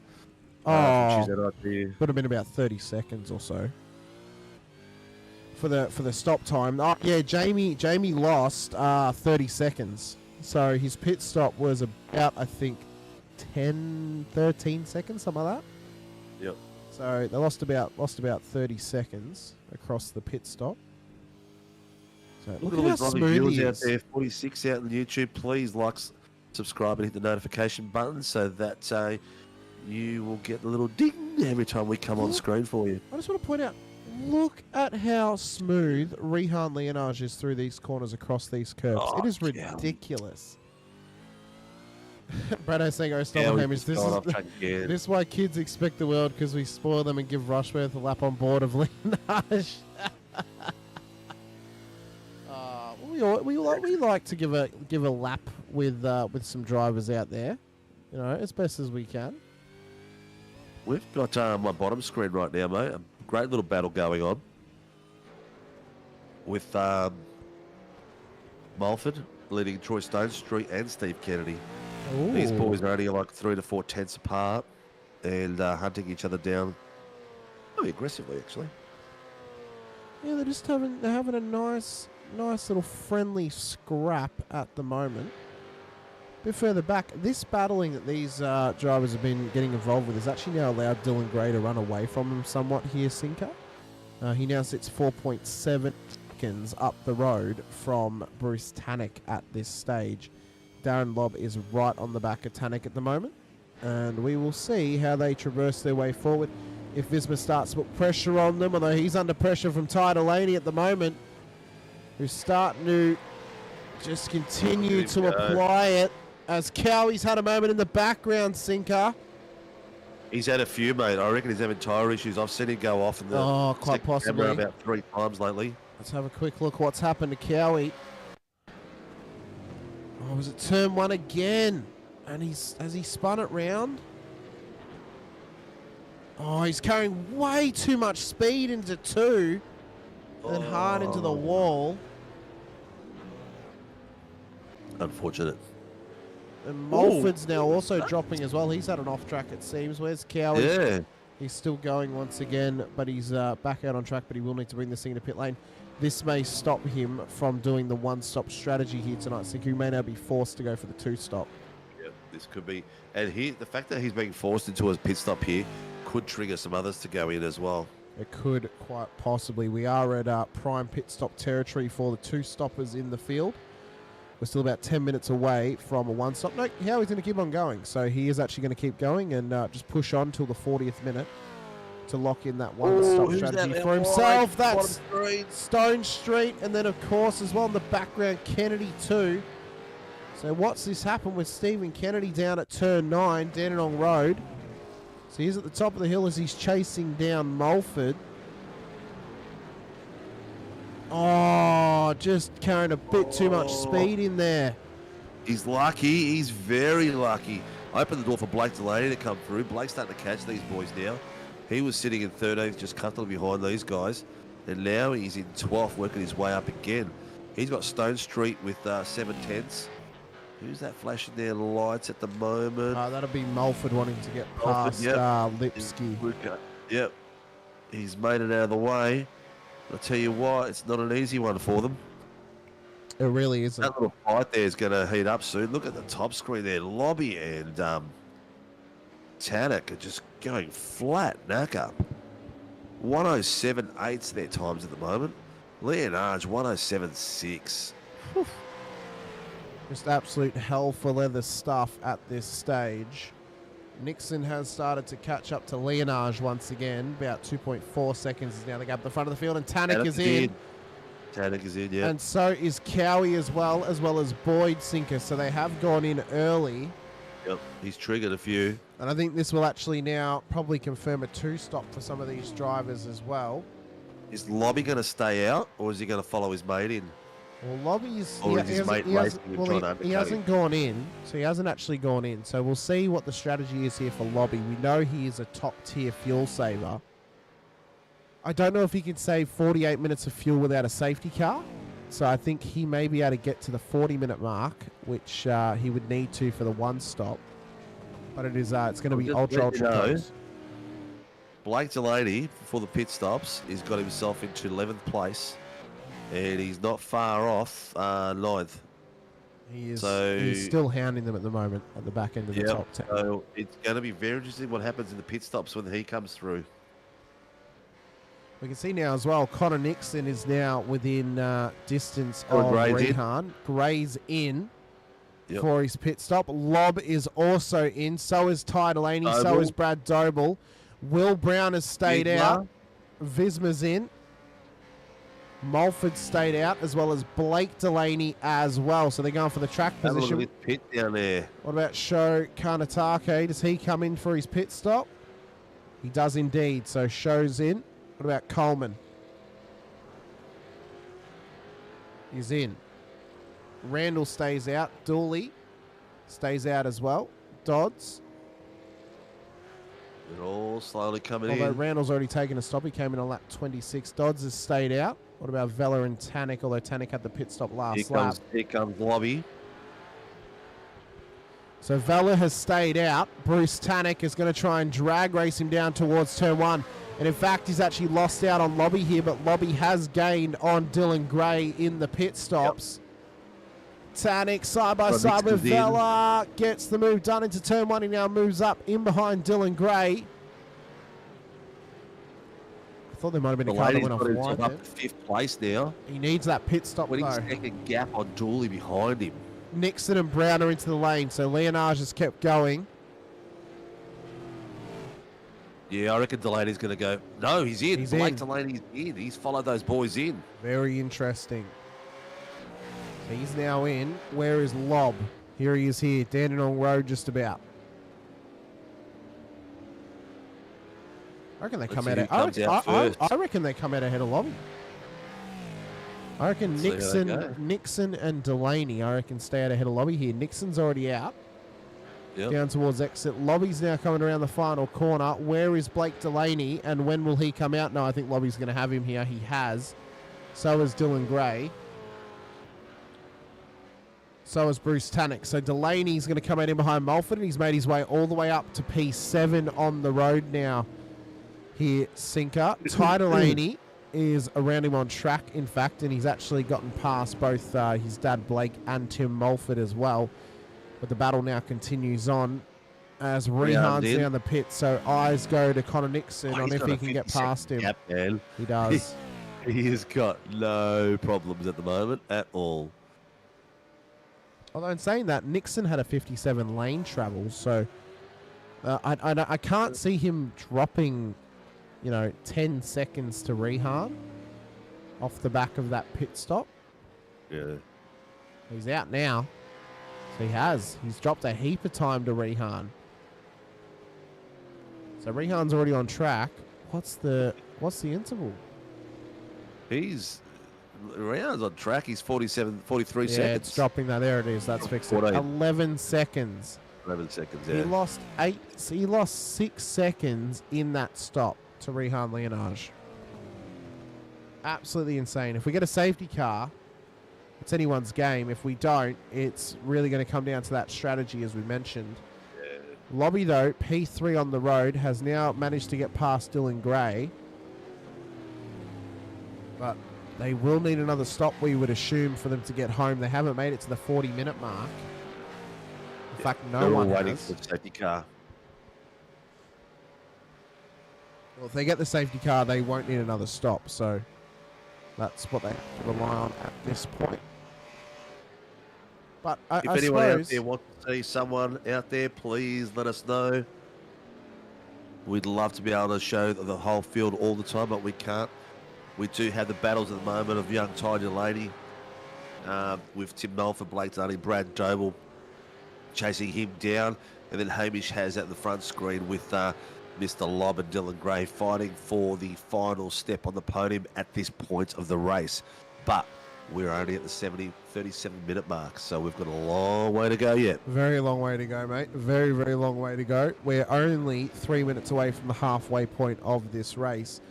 And I just want to give a quick shout out, of course, to all of our series sponsors, Sinker. They do amazing to support us here in SRW. And if you guys are interested in supporting SRW, then feel free to send Sinker an email, get on board.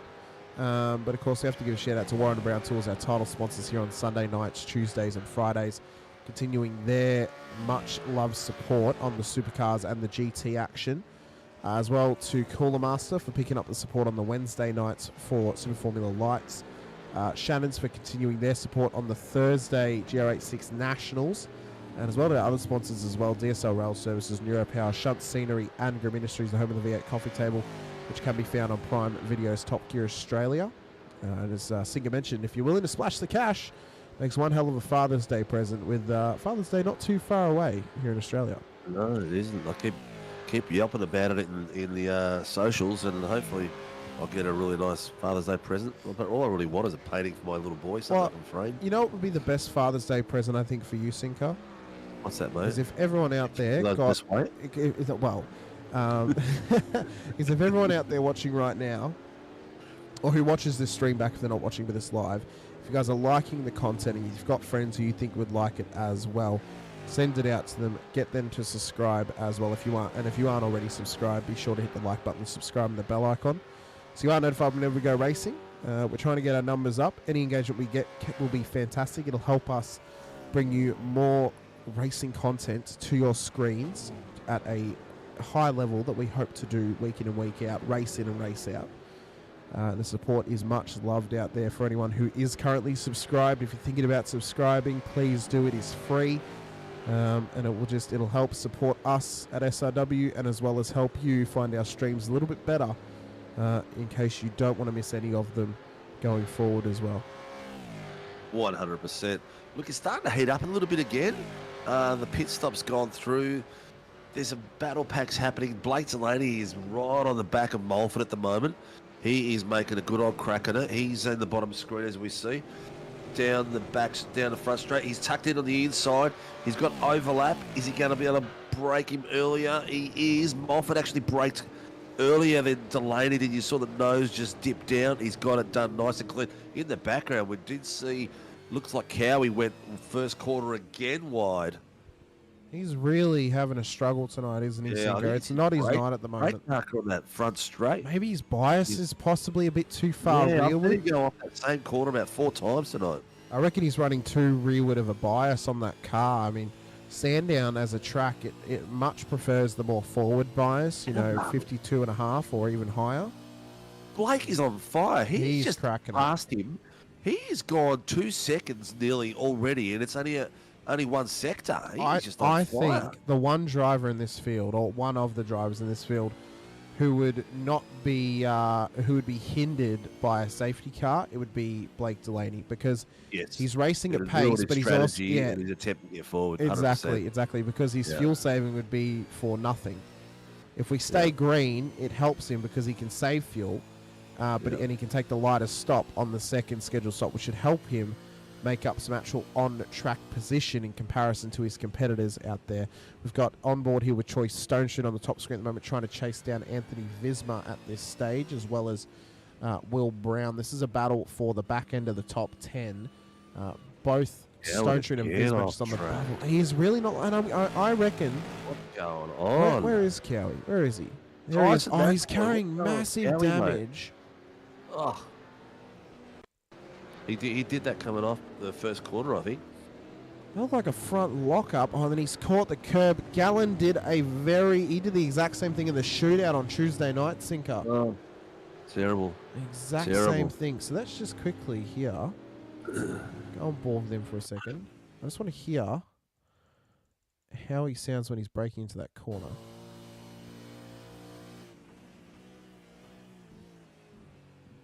His brakes, I reckon his brakes are way too far rearward, Sinker. He's not getting it pulled up. He's not getting it pulled up. He keeps missing that part of the track. Exactly. And he's braking at the right point, but he's braking at the right point for a forward bias. Yeah. So what you got on the bottom screen at the moment is Leonard chasing down some back markers who are fighting with each other.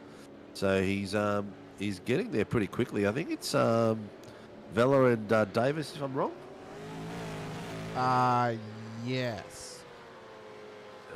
Oh wait, no. So that was Daly's just come past. Yeah.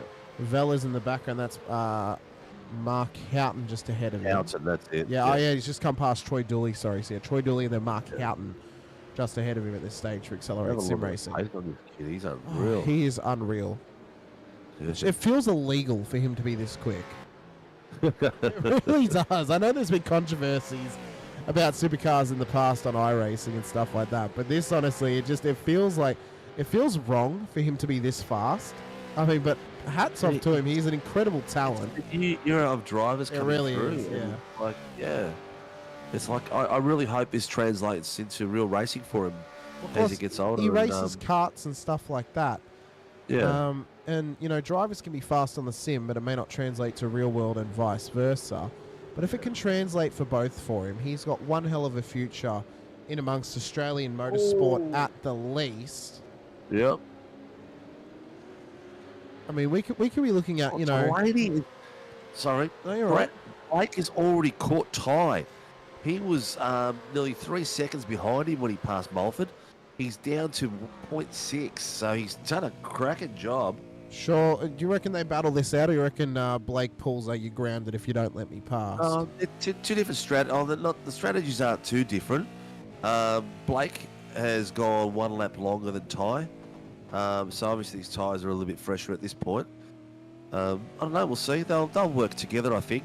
I think the smart thing is Blake gets in front of Ty, and then they work together and catch Bruce Tannock. Oh, yeah, I think... You know what? I think Ty lets Blake past, sits him behind, and then, yeah, drags him forward up to the back of Tannock to put the pressure on him. I think that's what the strategy will be. Yeah.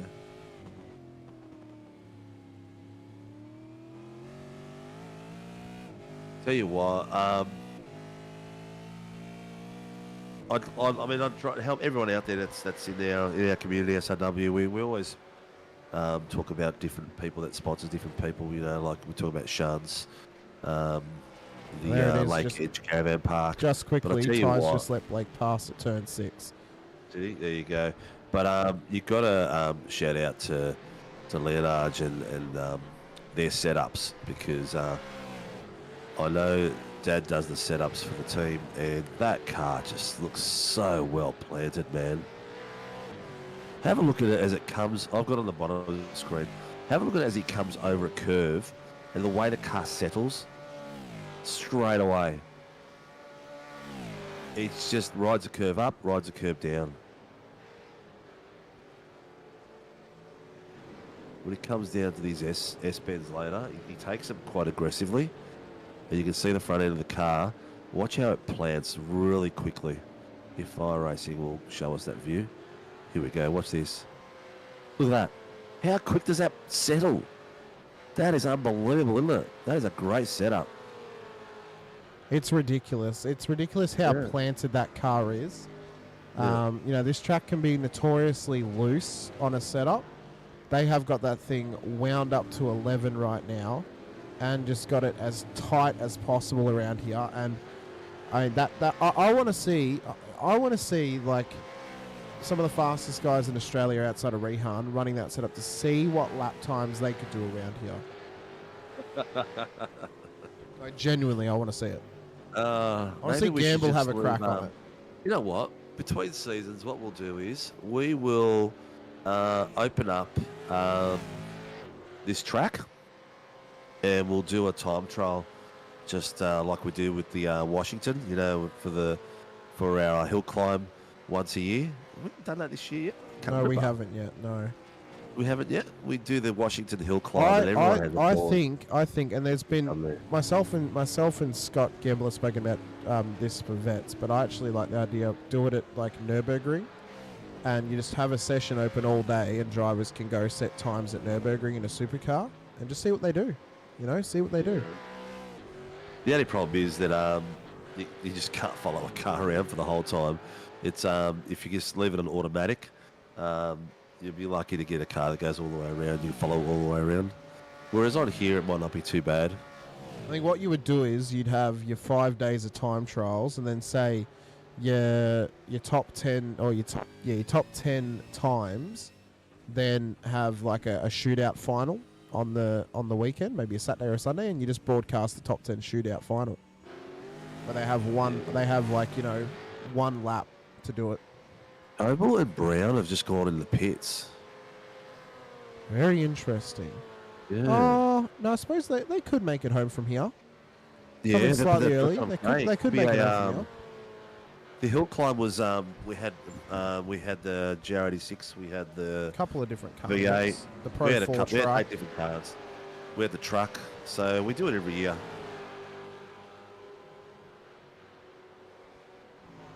Well, at the moment, Let's see Blake what Delaney and we've Ty got. Delaney are starting to chase down Bruce Tannock at this stage.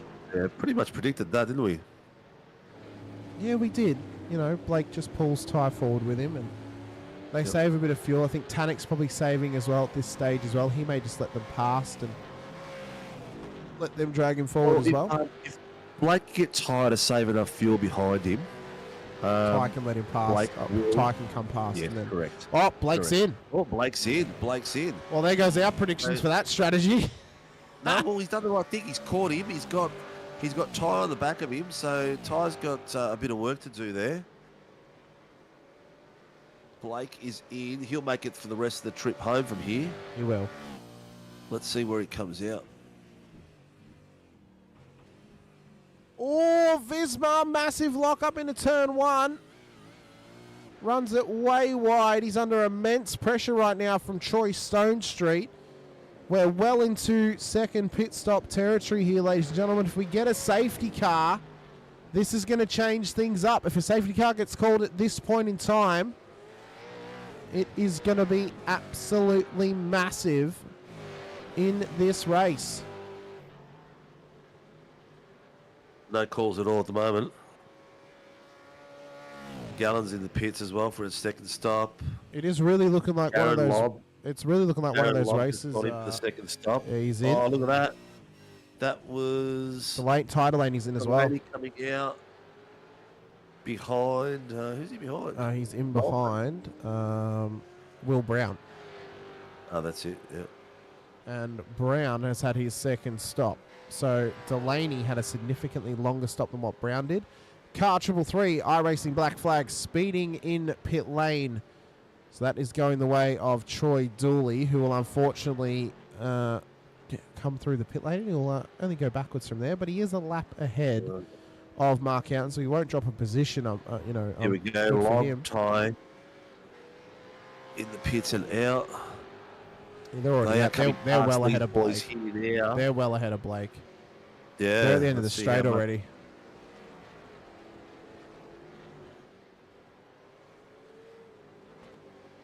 Well, Ty only went a lap longer than Blake.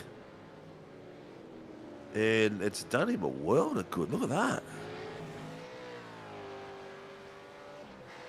I mean, he is on now for one hell of a finish here in this race, and you can't really pick who could possibly have the benefits here towards the end of this race, other than the likes of Leonardo or Nixon. Tannock's in. No, Leonardo- Coleman has done a really good second stint. He has. He's going from 29 laps till now. He's still there. And it was only on an 18-second stop, so we expect him to come in fairly shortly. That was Blake just passing Will Brown on the bottom screen. Here comes Lobby down the main straight. He's going to get them both. How far will they drop? Oh, they've just come off the jacks, so they may still drop down below Blake Delaney. They're going to. Tell you what, there's a bit of an undercut going there, isn't it? It really is. It's working quite well for some of these drivers. They're still ahead of Blake. who's just Well, here on Harry's got a track. pit still. Yeah, Harry has to pit. Dyball has dropped a fair few places as well during that exchange. Kennedy and I know Coleman's technically had 2 stops in this race. He stopped lap 29, but he needs another one. Yeah. So Kennedy, Coleman, Stone Street, Mulford, Gray, Nixon, Leonage all need that second stop. Realistically, Blake probably passes Coleman up to Mulford. Yeah. Oh, that was massive drama on your screen with Martin Lipsky down through the S's there. All the drivers trying to avoid him. Do we think maybe Martin's bitten off a little bit more than he can chew here tonight? No, he's done well, mate. I'll give him full credit. He's done well. He hasn't. I haven't heard anyone losing at him. Anything like that. 501 just called something in. I'm not sure what he called. That's Randell. Probably the run down the hill. Yeah, Stone Street is having a good crack at Mulford up front. Just in front of Kennedy there. You just see the boys in the front, big screen at the front there, having a great little ding-dong. There they are in the top 5, and they do need a pit stop in this race. 17 minutes to go now in... Oh, sorry, no, 27 minutes to go. Sorry, my maths is just completely off. My nose is blocked and my brain is gone. Blue flags for 501. Yeah. 501. Yeah. He would have been calling out about the Lipsky and how he did the blue flags. And then obviously Randall's trying to let the other faster drivers past him as well. It's just a tough scenario to be sat in right there. Eyes on the back of on the back of Lob, he's caught him. Ooh. Yeah, Coleman's just gone to the pits. And he's dropping down the order. So you'd have to assume the likes of Kennedy, Stone Street and Mulford are also going to drop down below the likes of Blake Delaney and Will Brown. Bruce Tannick and Anthony Visma as well. Here's Lobby with Ty Delaney right on the back of him. And these battles have we've settled into a bit of a groove right now, Sinker. And honestly, perfect time for a safety car. Perfect time for a safety car. I don't know. Bunch Here of we everyone go, back George up. Gray, the Make top it a fuel sprint over the home. pit now. Here we He's go. in the lane.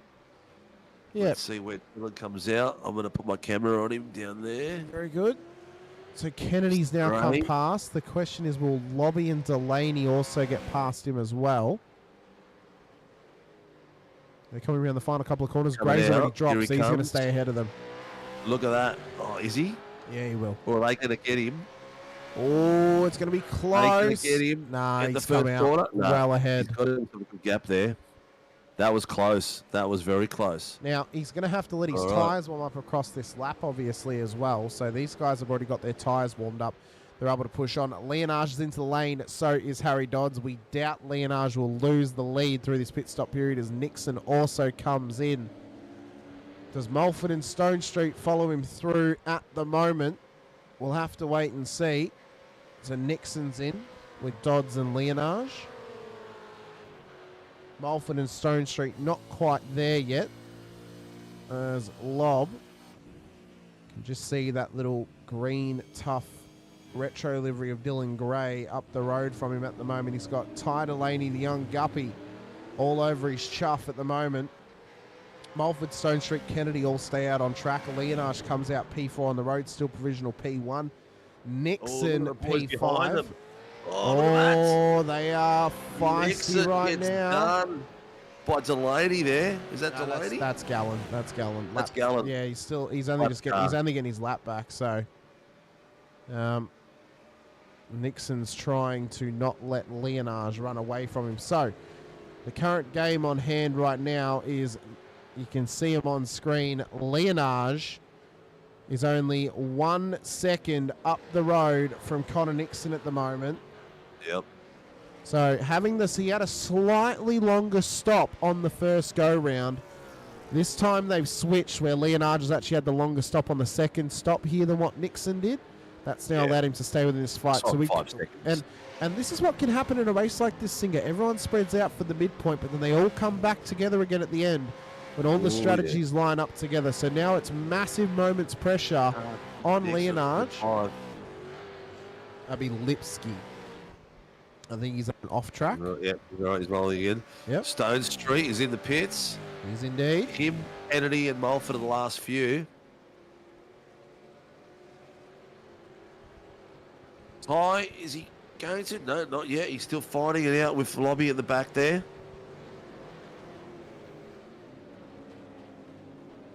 I'll tell you what, Nixon is pushing ultra hard right now, Sinker. 23 laps to go.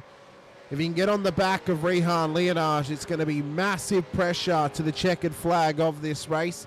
And we could be on for one hell of a 1v1 battle between Connor Nixon and Rehan Leonage out there. Of course, Nixon had the poor top 10 shootout. He had a moment which then cost him an opportunity of actually finishing a lap, where Leonage was absolute perfection in that moment. Managed to put the car in pole position. Martin Lipsky has had another incident out there and he's not moving at the moment here, Sinker. And he's parked up at turn 4 again across the track.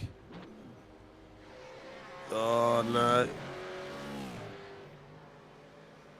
Yep, it's all right. Race control. Talking to Mulford's in. Mulford's in. Mulford is in. Kennedy and Leonage battling it out now. Leonage gets the job done. And now moves up into P1 on the road. He's got Kennedy in behind and Nixon, provisional P2. We'll see if Kennedy just lets him go here and releases him, being that they are on different strategies. Nixon wants to try and get past. Oh, he's flashing the lights. He is. He wants to get this done. I mean, Kennedy has every reason to race him here. He's going to move over. Nixon's going to come on through. Different strategies for them. Side by side at turn 6.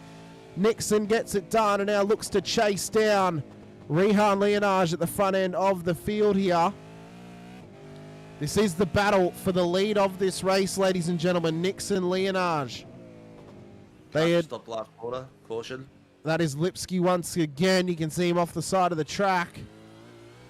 And now Nixon. Back to the pits, I think. Yeah, he is. It's just that car's got massive damage on it. On board with Nixon now as he tries to chase down Leonage, and his hopes are now that they catch a bit of lap traffic and he's able just to get up back onto the back of him. They've got some further up the road through 2, 3 and 4, so it may not be very long till he gets the opportunity to actually push it past him. Needs to be careful though not to push too hard in this moment. He needs to try and cool the jets just a little bit, does Nixon, but he cannot let up. He has to stay cool, calm, and collected. Steph in the chat, if anyone can chase him, it's Connor Nixon.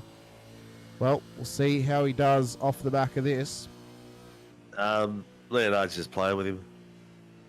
He's just dangling a carrot, mate. That's all it is. Oh, I don't know about he's that. He's ready to put the. He's just done his fastest lap. Yeah, Connor's got some pace about him though as well. You got to remember that. You can't discredit him.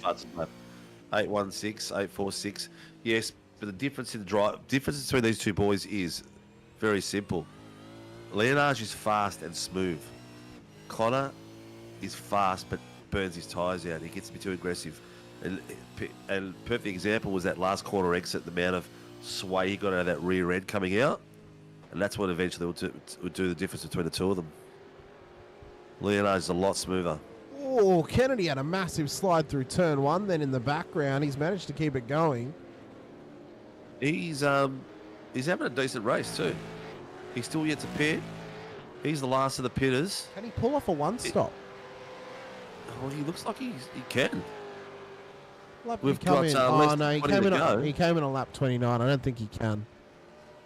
I think that's too early. No, sorry, I meant one more stop. Yes. Yeah. So might not be quite close enough to being able to do the one-stop strategy for Stephen Kennedy. That will promote Dylan Gray up to P3 on the road. What that does mean is he is also soon enough going to be under pressure from Darren Lobb and Ty Delaney as well. Correct. Brad Hayes is saying Leonardo doesn't even look like he's pushing when he's driving the car. Everyone else seems like they're pushing the car. Yeah, everyone else seems like they're trying that extra bit harder, whereas his car's just so planted and smooth, man. I think that comes down to his setup as well. You know, I think his setup, it really promotes that smooth driving. Yeah. Yeah, if you could have any setup under the world, you have the best setup in the world, but if it doesn't suit your driving style, forget about it. Have a look at young Delaney, though. He is been pressuring Mr. Lobb now since the lap 43 from the change we had. So 11 laps on the back of Lobby and putting the pressure on and not dropping off a pace at the moment at all. He's been on full song, has the young Guppy, ever since his win at Fuji last week. And to be hoping to continue to apply the pressure now to Darren Lobb. This is for Oh, he's not quite close enough. Not quite close enough at the moment is the young Guppy. Can you, why are we looking at John Gallen on your screen at the moment here, Sinker? What's the story behind that one? Close battle down the back, and they need some time as well. So John Gallen, Travis this is very Daly, true. and Stacey Boyd. Stacey Boyd has just swapped with Gallen, and these boys having a great little ding dong for a while down there. They are, so indeed. They need some screen time. I feel like Daly would have been the better choice, just because Gallen's about a second ahead of him. But he is actually chasing him down, and Daly has a clean car at the moment. So Gallen's damage will actually be will be slowing him up. Full credit to Mr. Martin Lipsky. He's had a tough night out there, and he's been driving and keeping out of trouble as much as possible. And he has unfortunately retired the car now. But good on him. Everything he did out there was spot on, and good to see him. He got out there and had a crack, which is good to see. Yeah, Love to see drivers out there having a crack. Got to have a go. Exactly right, mate. Exactly right. Darren Lobb, though, and Ty Delaney, they continue their little scrap here inside the top 10. Connor Nixon is about 2 seconds off the back of Rehan Leonage at this stage in time. Stephen Kennedy's had a moment at the final corner here. No. He's now going to drop some spots. I think he has. He was having a great race then too. He's definitely not driving like Eagle Fang out there, Brad. If you've seen Cobra Kai, you know the reference. Definitely not driving like Eagle Fang, mate. Have you seen Cobra Kai, Sinker? I haven't watched the new season yet. I'm saving myself up for a weekend when I've got time. But I have watched all of it. It's so good. I watched the first half of season 6. Absolutely cooked. I cannot wait for part 2. I believe it's early November or late October when part 2 comes out. One go, then I'll watch it. It's very good. Totally love it. Totally love it. Cannot recommend it enough. Ty has now got Stephen Kennedy behind him, obviously, because Steve's had that bit of a moment, but he's pulling away already. This lap traffic's actually holding up Dylan Gray now up ahead. You can see him flashing the lights. Well, he's trying to get his through. ride. Come on, Dill, focus on staying clean, mate. Is there a rule against that, Sinker? No. Okay, very good. You can flash the lights. I personally don't like it, but yeah. Oh, that's saying. Funny enough, he does karate.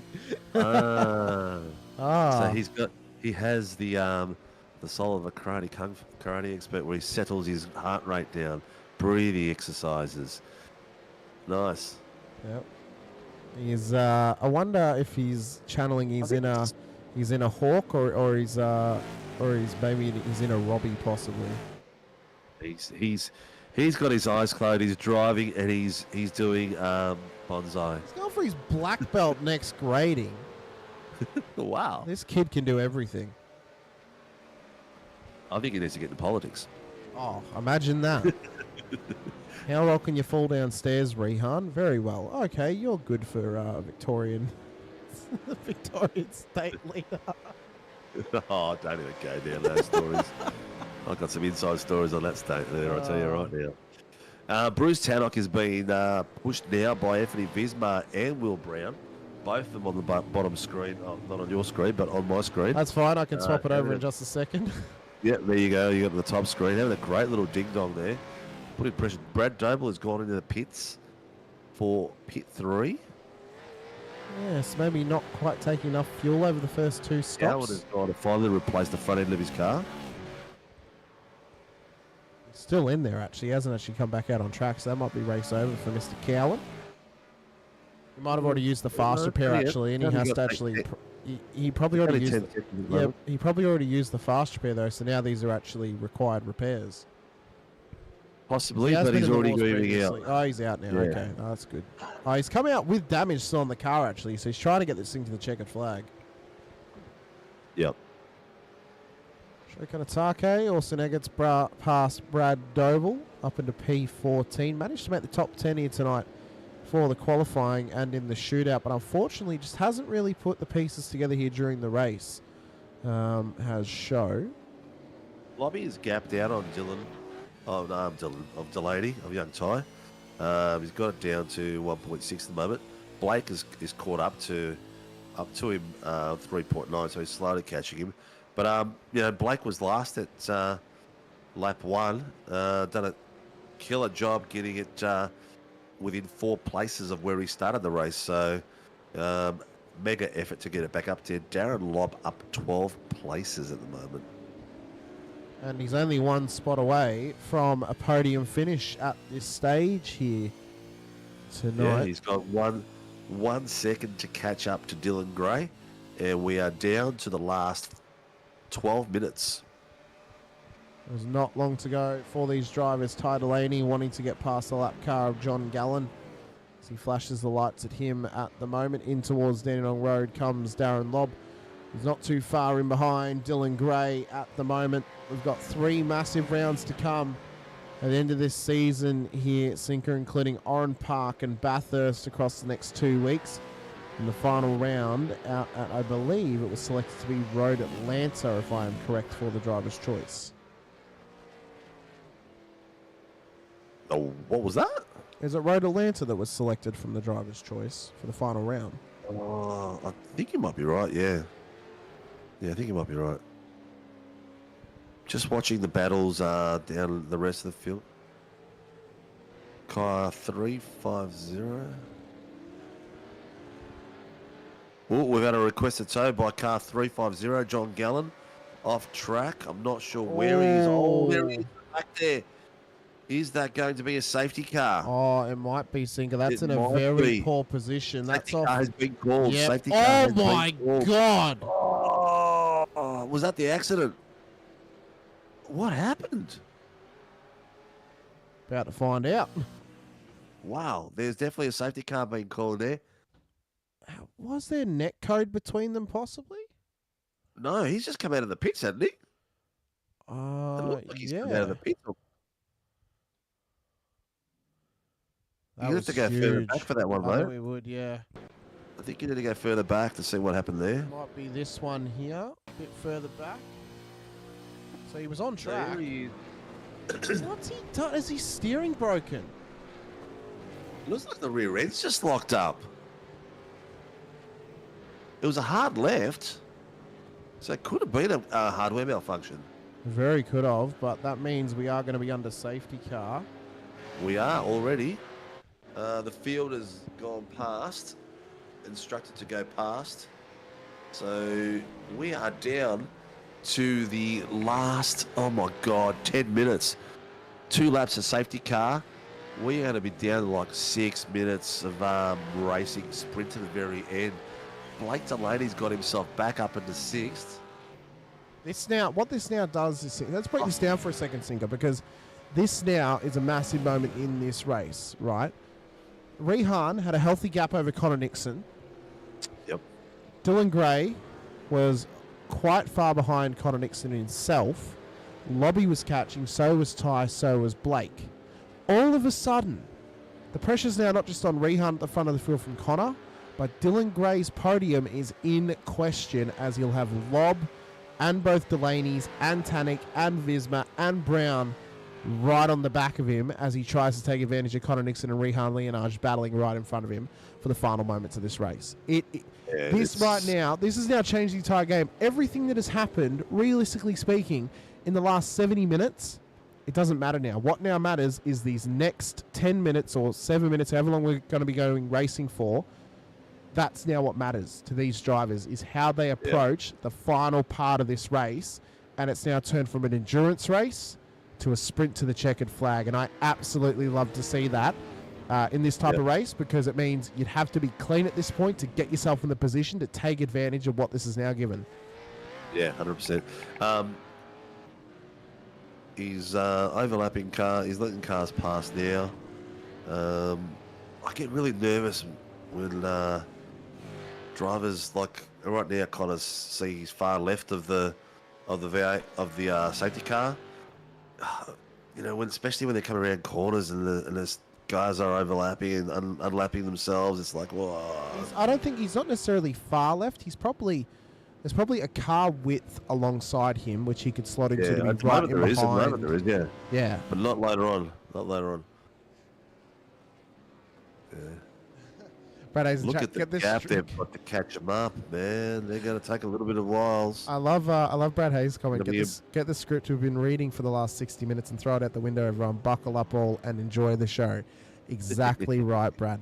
You throw the script out the window. What you thought was going to happen in this race, well, it's now not so straightforward. It is maximum pressure for Rehan Leonage at the front of the field. He's been in this situation many a times before, but all of a sudden, everyone has a chance to take this win here tonight. If there's contact made, they'll pick up the crumbs.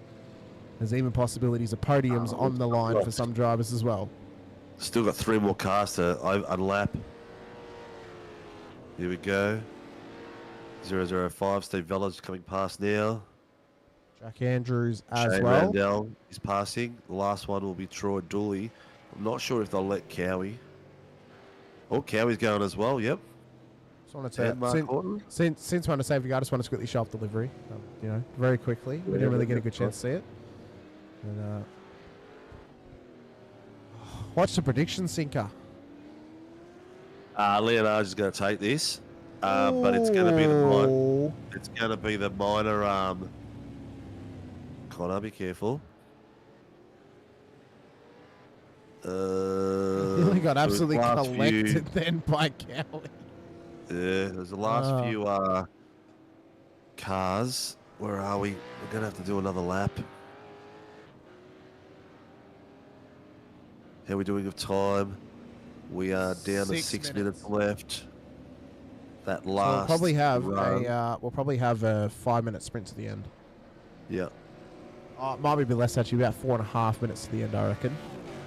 Yeah, maybe three or four laps, something like that. Yeah. Wave rounds are now complete. All right. Okay, now the drivers are quite welcome to warm their tyres and wiggle and wriggle and diggle until the safety car accelerates away.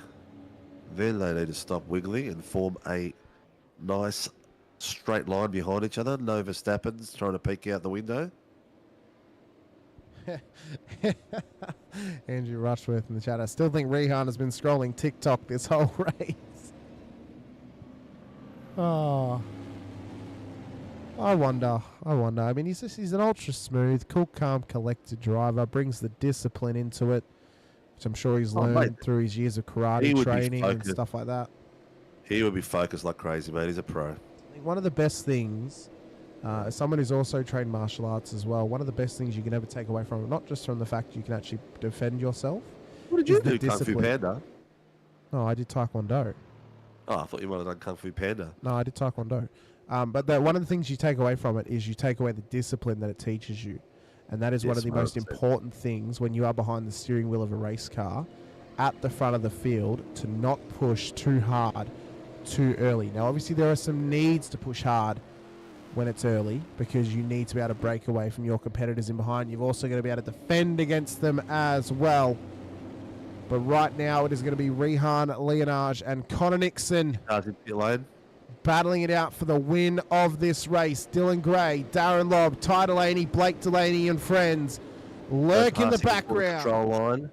Leonage has the lead. Remembering the control line is the start-finish line. Is he going to hold them all the way? He's holding. He's gone. He's gone green. And Nixon has followed him. So he's trying to break the toe, and they've all spread out. Look at that in the background. Tanik and Visma holding each other right to the wall. They've banged doors. It's on the bottom screen. They're still going. Visma's on the inside. He's got Tanik on the outside. It looks like Will Brown. Oh, no. We've got rotation everywhere. Kennedy and Coleman. It's all over the place. Kennedy, Stone Street and Coleman. Massive moment off the restart. We've got 3.5 minutes to go, folks.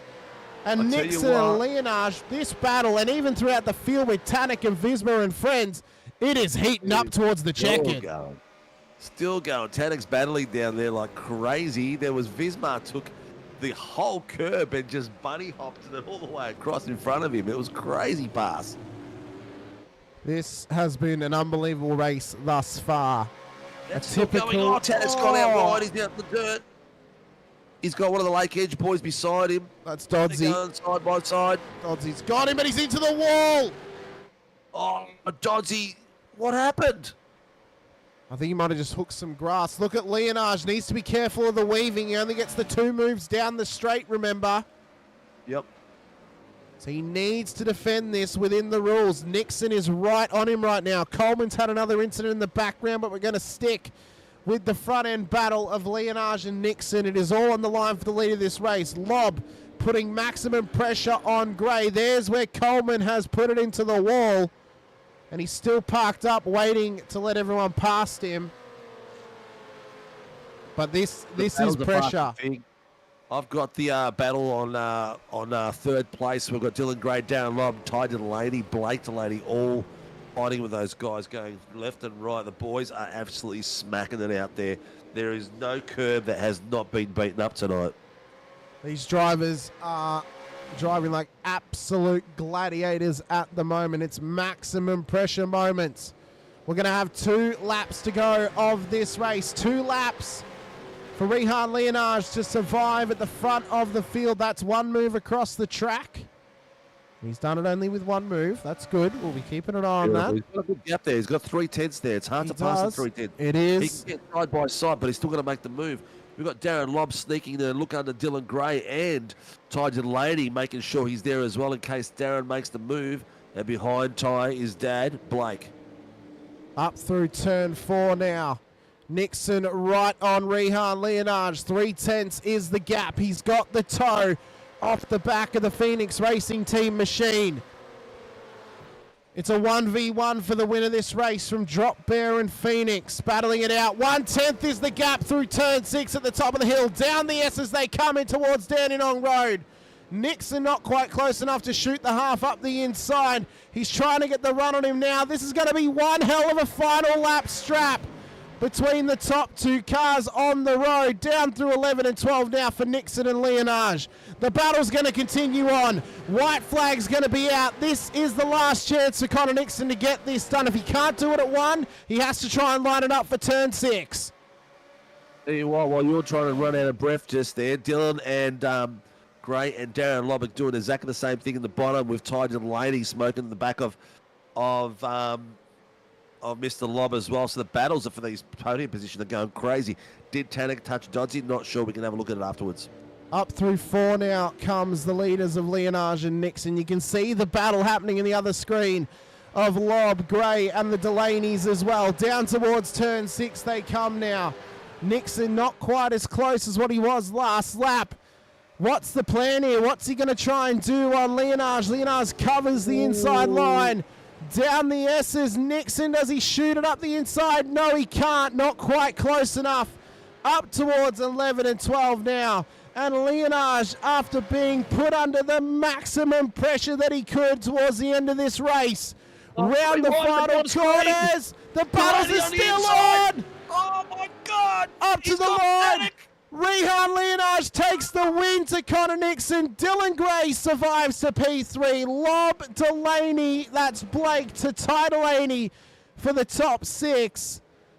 And then Visma, Brown, Tanik, and Dodds make up the top 10. Unbelievable. Ooh. Whoa, that was unreal. Oh, Mr. Barbs in chat will have the top 3. Thank you very much. That was well done all over the place. I was hoping that Connor wasn't going to make a mistake there and take the 2 of them out, but tell you what, he did really, really well, and full credit to him there. And the battle in the bottom screen was going off as well. They were 3 wide to the second last corner, coming side by side. I thought at one point Ty was going to take it into the 3rd place, but he thought better of it and backed out. What an unbelievable finish to this race, ladies and gentlemen. Almost takes your breath away. Rehan Leonage, though, is a winner once again here on Sunday nights. Nixon, so close out there to taking this win. But as it happens at Sandown, it's easy to defend compared to attack around this track, especially when it is for the win, especially when the pace is so close between drivers. They're going to bring it up towards the start-finish line. Not that they have to, necessarily. It's not in the rules anymore. They have to bring it up, but we appreciate it. Get on that pole position so we can rotate our flags around you, because you guys absolutely deserve it. Look at this burnout. 1, 2, 3. Absolute legendary effort. That was so much fun, man. Oh, dude. It's like we said. It's sprinkle of the spice all the way through, and at the very end it was power, flavour, and the racing was off the chart. It was unbelievable, as it has been a lot of this season, Sinker. Of course, it started out hot at Daytona earlier in the season, and now to be at Sandown and still having finishes like that is absolutely unbelievable. To have that on offer on a Sunday night here is incredible. We've got a massive 3 rounds to come this season, of course. Oran Park next week, Bathurst, and then Road Atlanta to round out the season. This is going to be a hot couple of weeks with a hotly contested championship on the line. Ty Delaney came into this race leading the championship, of course. He will still walk out of this race still leading the championship. But Rehan Leonage has made a big gain on that title lead of Ty's. And it's going to be big pressure now coming into those next 3 rounds, because Oran Park, unpredictable. Bathurst, unpredictable. Road Atlanta, unpredictable as well. So it's going to be a tough couple of weeks to really figure out who's going to get it. This was spectacular. Then what you need to do is get your calendar, go to the weekend of the 7th and 8th to the 12th, and block that in, because you're going to see some amazing fighting on track with some amazing racing with a full Sandown 500 proper. Are we locking that in? We are locking that in, mate. Get in there. Get out there and watch it. Make sure you put a day aside. We've got a sponsor. It's going to be a weekend affair as well. It's going to be a weekend of racing for our final round of the V8 Supercars. It's going to be some highlight racing during the day, practice sessions, top 10 qualifying. And we're going to have a proper Sandown 500, and we have a sponsor that's put up prize money. So make sure you put that in your calendar. Ring the bell, subscribe, like, do the whole thing, because it's going to be huge. If you thought this was massive, mate, this is going to be a spectacular weekend of racing that weekend. Well, of course, how that'll work out will be the Saturday will be qualifying, top 10 shootout, and then the final round of regular season. It's going to be a little bit different. So we're going to have 2 qualifying sessions. There'll be 2 drivers. So one driver will be the lead driver, the second driver. First driver will have, the second driver will have their qualifying session. Whatever position they feel they start in is as a quali race. The second set of drivers will come in, and they'll race off for the final qualifying, which will be the top 10 shootout. So top 10 drivers will go into a top 10 shootout.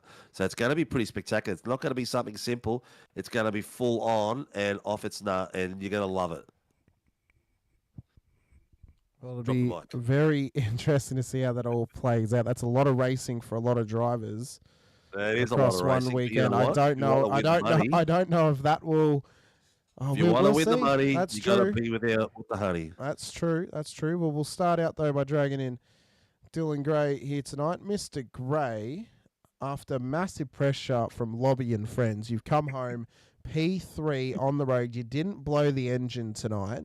And you managed to get it on the podium. A solid chunk of points and an impressive race from yourself. How's that feel? I did blow the engine tonight. At the end. Oh, you did? Oh, well. Not during the race, though. No, not during the You race. should have saved it for your car. Nah.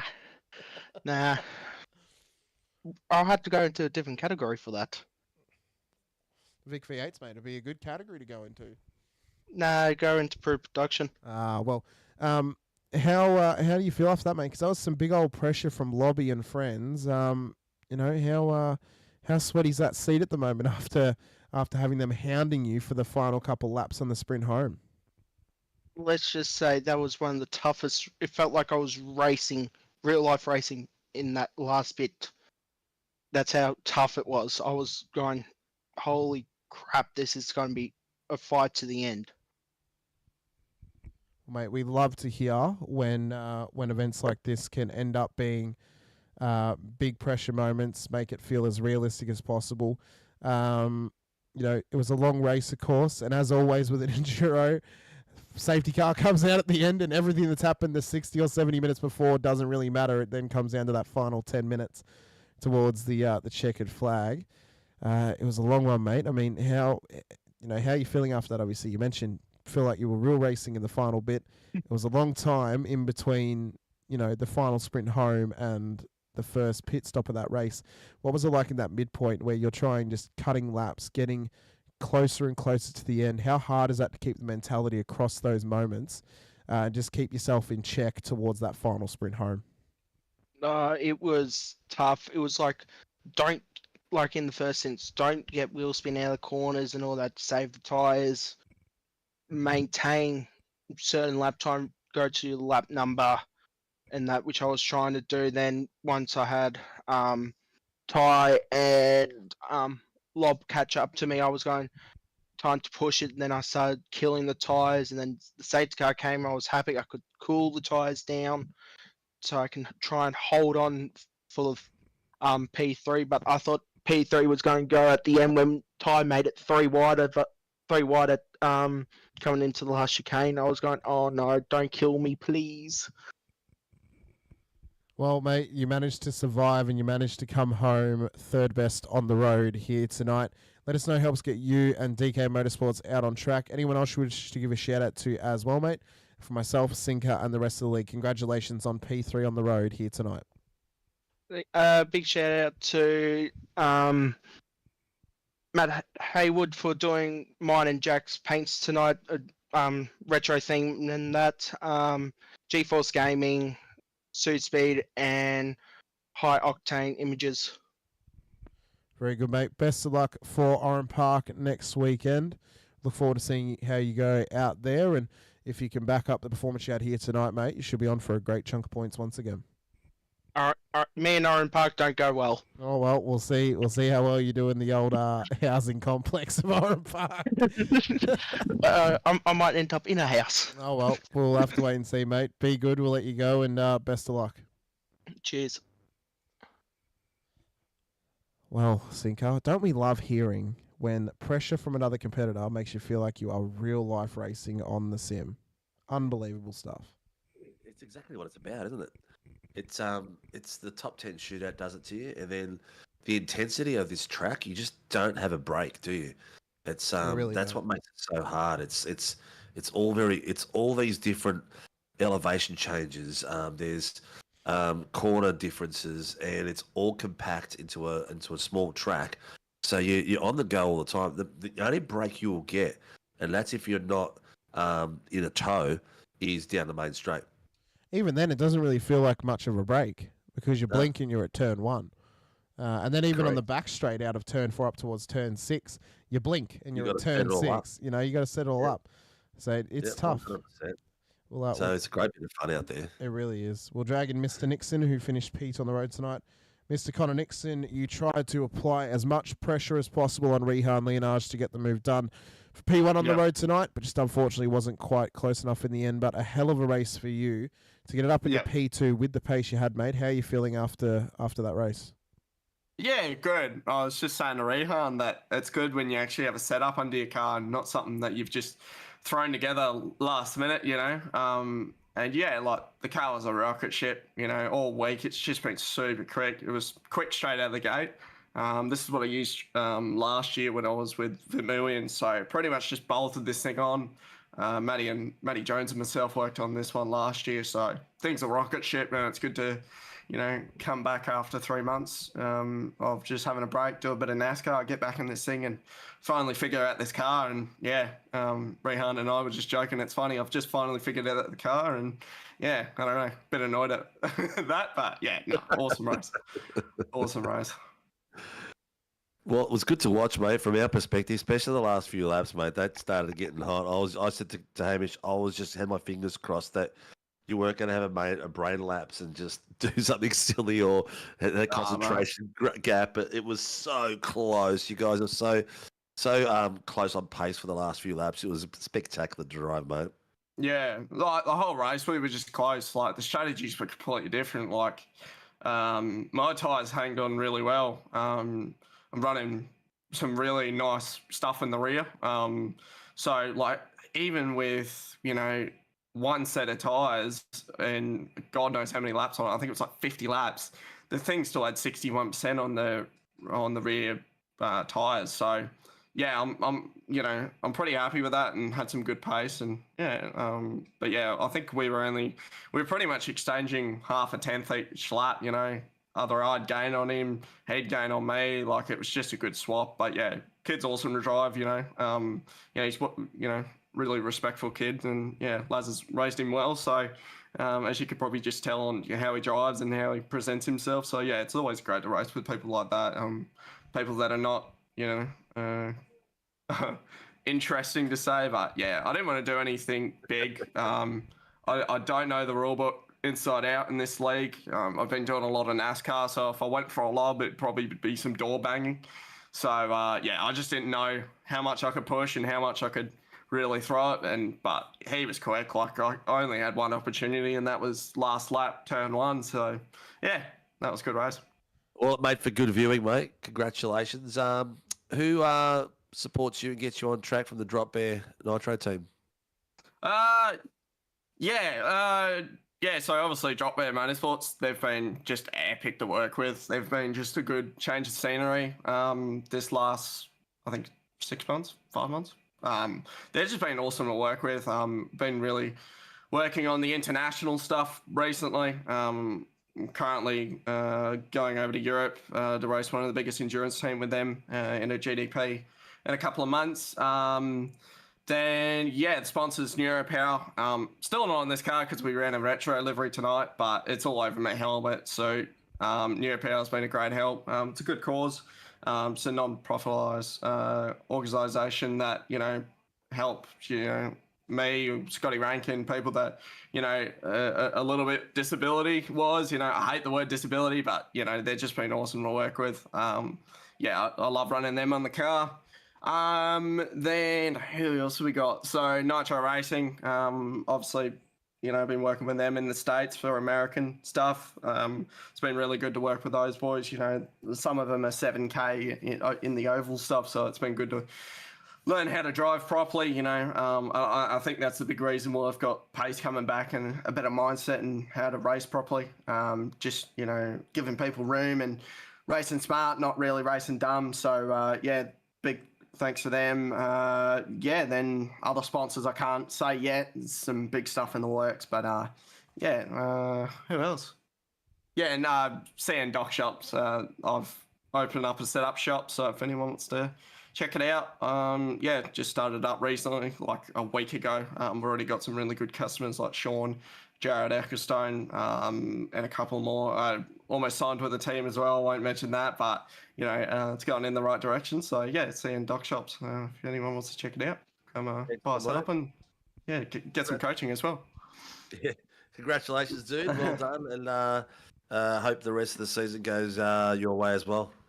Yeah, well, you guys have got some good tracks, but compared to some other series, I'm looking forward to them.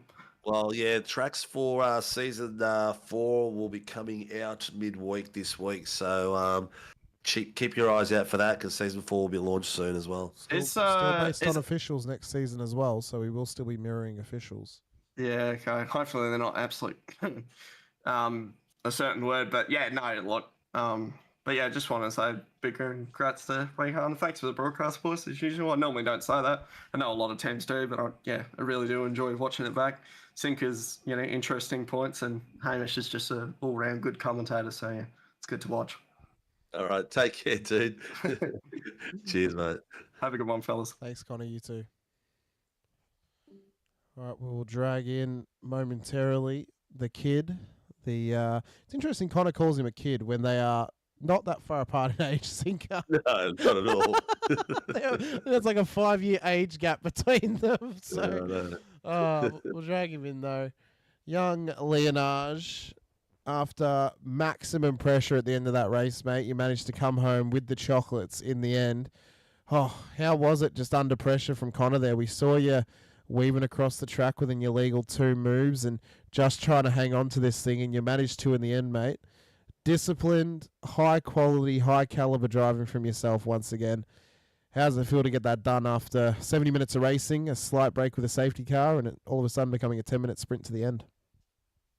Yeah, it was a little uninteresting at the beginning, just saving a bit of fuel, but then at the end with that late safety car, definitely made it interesting. A lot of pressure from Connor. And yeah, very easily could have gone badly, but we managed to work together well there. Can we just confirm as well, obviously, show Kanatake as part of your team getting into the shootout tonight. We brought him in for his interview after he stuffed up his lap a little bit. How is Show's English skills? Just so we know for future, just to know how basic we may have to keep it if we ever interview him for such as this. Not too bad. He's definitely getting better at it. Hanging around with all of us is helping. So yeah. Probably a bit of nerves as well. Yeah, speaking to two yobbos like me and you, mate, it's not easy if you're grasping with a second language, that's for sure. Couldn't get the most Australian commentator and the most Wog Australian commentator in sim racing, could he? I could do a bit of Kiwi too if you want, bro. I'll tell you what, Ryan, what a drive, man. At one point you had it out to about 9 seconds. I think the difference between your strategy and Connor's was you guys like swapped 5 seconds within the pits in the first part.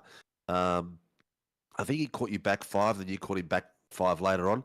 Do you normally fill all the way up for something like this, or will you feel like to a certain level where you're happy with the car's handling?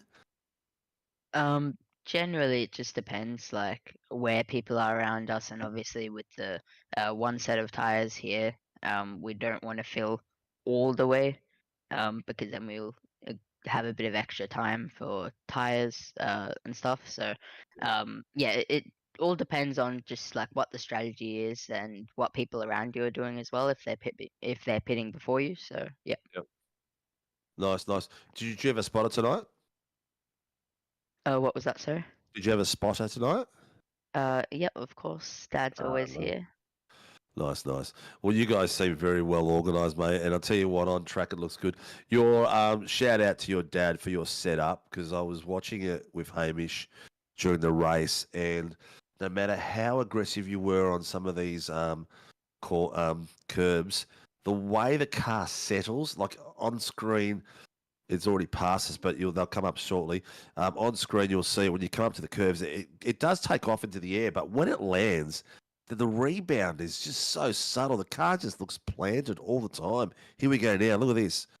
It goes up. Look at it. There's no bounce on it. It's crazy the way you guys got this set up. It looks so planted. It must be an absolute dime to drive on. Like, it looks like you can get the throttle down really early. Yeah, it's not easy to make the setup like that. It takes a lot of work and stuff. Obviously with Sandown being out in iRacing for 2 years now, I think, and Sandown 500s and stuff, there's a lot of work being put into it. And it's pretty nice to drive, but sometimes it's a bit annoying. Yeah, I can imagine, mate. For you to be a lap of yours that would be a bit annoying would be something I still couldn't imagine of getting close to. Look, mate, congratulations. Epic battle out there. It was great watching you guys race. Who gets the Phoenix Racing team on track, mate? I'd like to thank Hybrid Racing Simulations, Melbourne Hydrographics Depot, Prestige Cinematography, Aramex Australia, DHF Tires, RSW Graphics, Bubbles and Balloons, and of course Phoenix Driver Development. We just had another coaching session this morning. Everyone improved pretty well at this track. So yep, and Dad does the setups, of course. As you can see, they're pretty decent.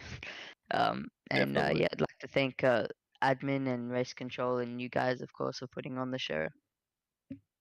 Well, it's an absolute pleasure. Me and Hamish love coming out on a Sunday night and watching you guys put on an absolute masterclass of driving that me and Hamish would even think of having a 1/10 of the skill level that you guys have got. And it's the show's popularity is basically out to the drivers, correct, Hamish? Well, mate, as they say, those that can drive, drive. Those that can't, commentate. So, it's I might be able to drive some cars, but the supercar still is a.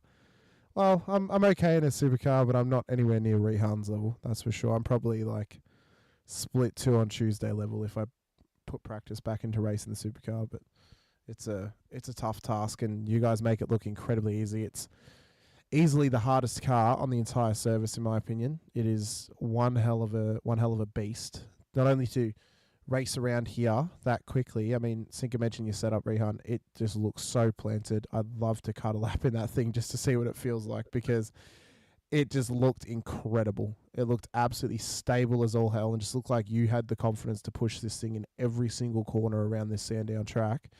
And a lot of drivers out there I know would agree with me. They just hope and pray they could have a setup that good, because it looked awesome. Well, they can. It's got to get on to Just get the checkbook out and send it to Laz, and you can get the setup off Rehan. Yep. That's all. Well, mate, congratulations, well done, and good luck for the rest of the season. Catch you next weekend, mate, and hopefully we'll have another spectacular race for you. Yep. Thank you, guys. See you next time. Thanks, Take buddy. care, man.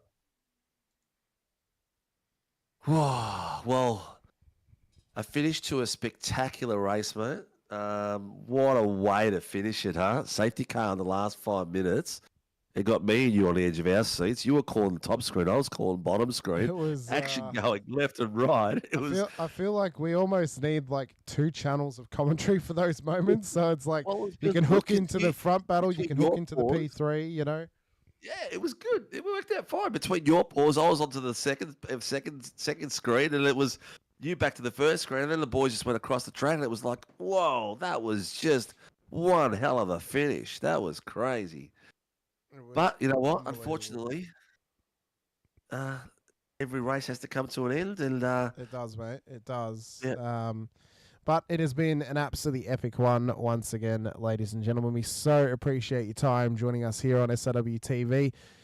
Be sure to, if you haven't already, be sure to hit the like button, the subscribe, and the bell icon so you are notified whenever we go racing here on SRW TV. Starting out round 7 next week, we will be at Oran Park for the Warren Brown Tools V8 Supercars Series on Tuesday night, where JP and Sinker will be in the booth for that one.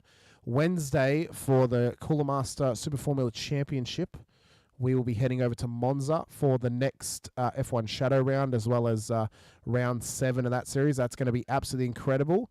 The gods have been called in to change some weather on that one, and it could be a bit spicy. I've seen some previews of it. Then on Thursday night, JP and Sinker back in the booth. Of course, it'll be me and Hutto on Wednesday. JP and Sinker back in the booth for Red Bull Ring for a super sprint action of the Toyota GR86 Nationals, brought to you by Shannon's Insurance.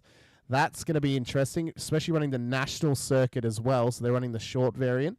Friday night, double bubble. Legends heads over for its run of Asian Pacific circuits. They will only be at Asian Pacific circuits for the next 4 rounds. Okayama will be the host on the short circuit on Friday for the Legends. They've then got Oran Park, Bathurst, and Sandown coming after that. So they've got a massive end to the season coming. GTDs for their next round this Friday. They will be heading out to Hockenheim for round number 6 of their season for a sprint round, 2 times 20-minute races. Be sure to get in. We've had some low numbers this season. We want to see those numbers raised back up once again, and get some fantastic racing going once again for the GTs. We can't run it, guys, if you guys are not willing to race and support the series. That's just the harsh realities. We want to run the series. We love GT racing. We want to be able to offer it for everybody. We can't do it if we can't get the consistent numbers that we've been having with all of our other series. It'll be myself in the Legends, and then myself and Steph for GTs on Friday. And then you and me, Sink, will be back next Sunday night for Oran Park for round 7 of this Warren & Brown Tools V8 Supercars Championship, where this season is slowly coming to an end. We're only a couple of weeks away. We're only a couple of weeks away from the Australian Open Wheel Championship, as you mentioned, with GSRC. That's going to be absolutely massive. You guys do not want to miss that. Come and support whichever series you want to, whether it's SRW or GSRC. We hope you'll be supporting SRW on the day as the Battle of the Leagues commences. But we also want to give a shout out to all of our series sponsors, including our title sponsors, Warren Brown Tools, for their continued support on Tuesday Supercars, Friday GTDs, and Sunday Supercars as well. And to Cooler Master for their support of the Super Formula Championship on Wednesday nights. To Shannon's Insurance for continuing their support of the GR86 Nationals. And as well as to all of our other sponsors, DSL Rail Services, NeuroPower, Shunt Scenery, and Grim Industries, the home of the V8 Coffee Table, which can be seen on Prime Video's Top Gear Australia in their little studio segments, the news, the interviews, whatever it may be. But for myself, Hamish Munro and Steve Sinkovic alongside, we appreciate your time, appreciate you being here with us once again. We'll see you guys next week for round number 7, but until then, stay safe, drive hard, and as always, bye for now.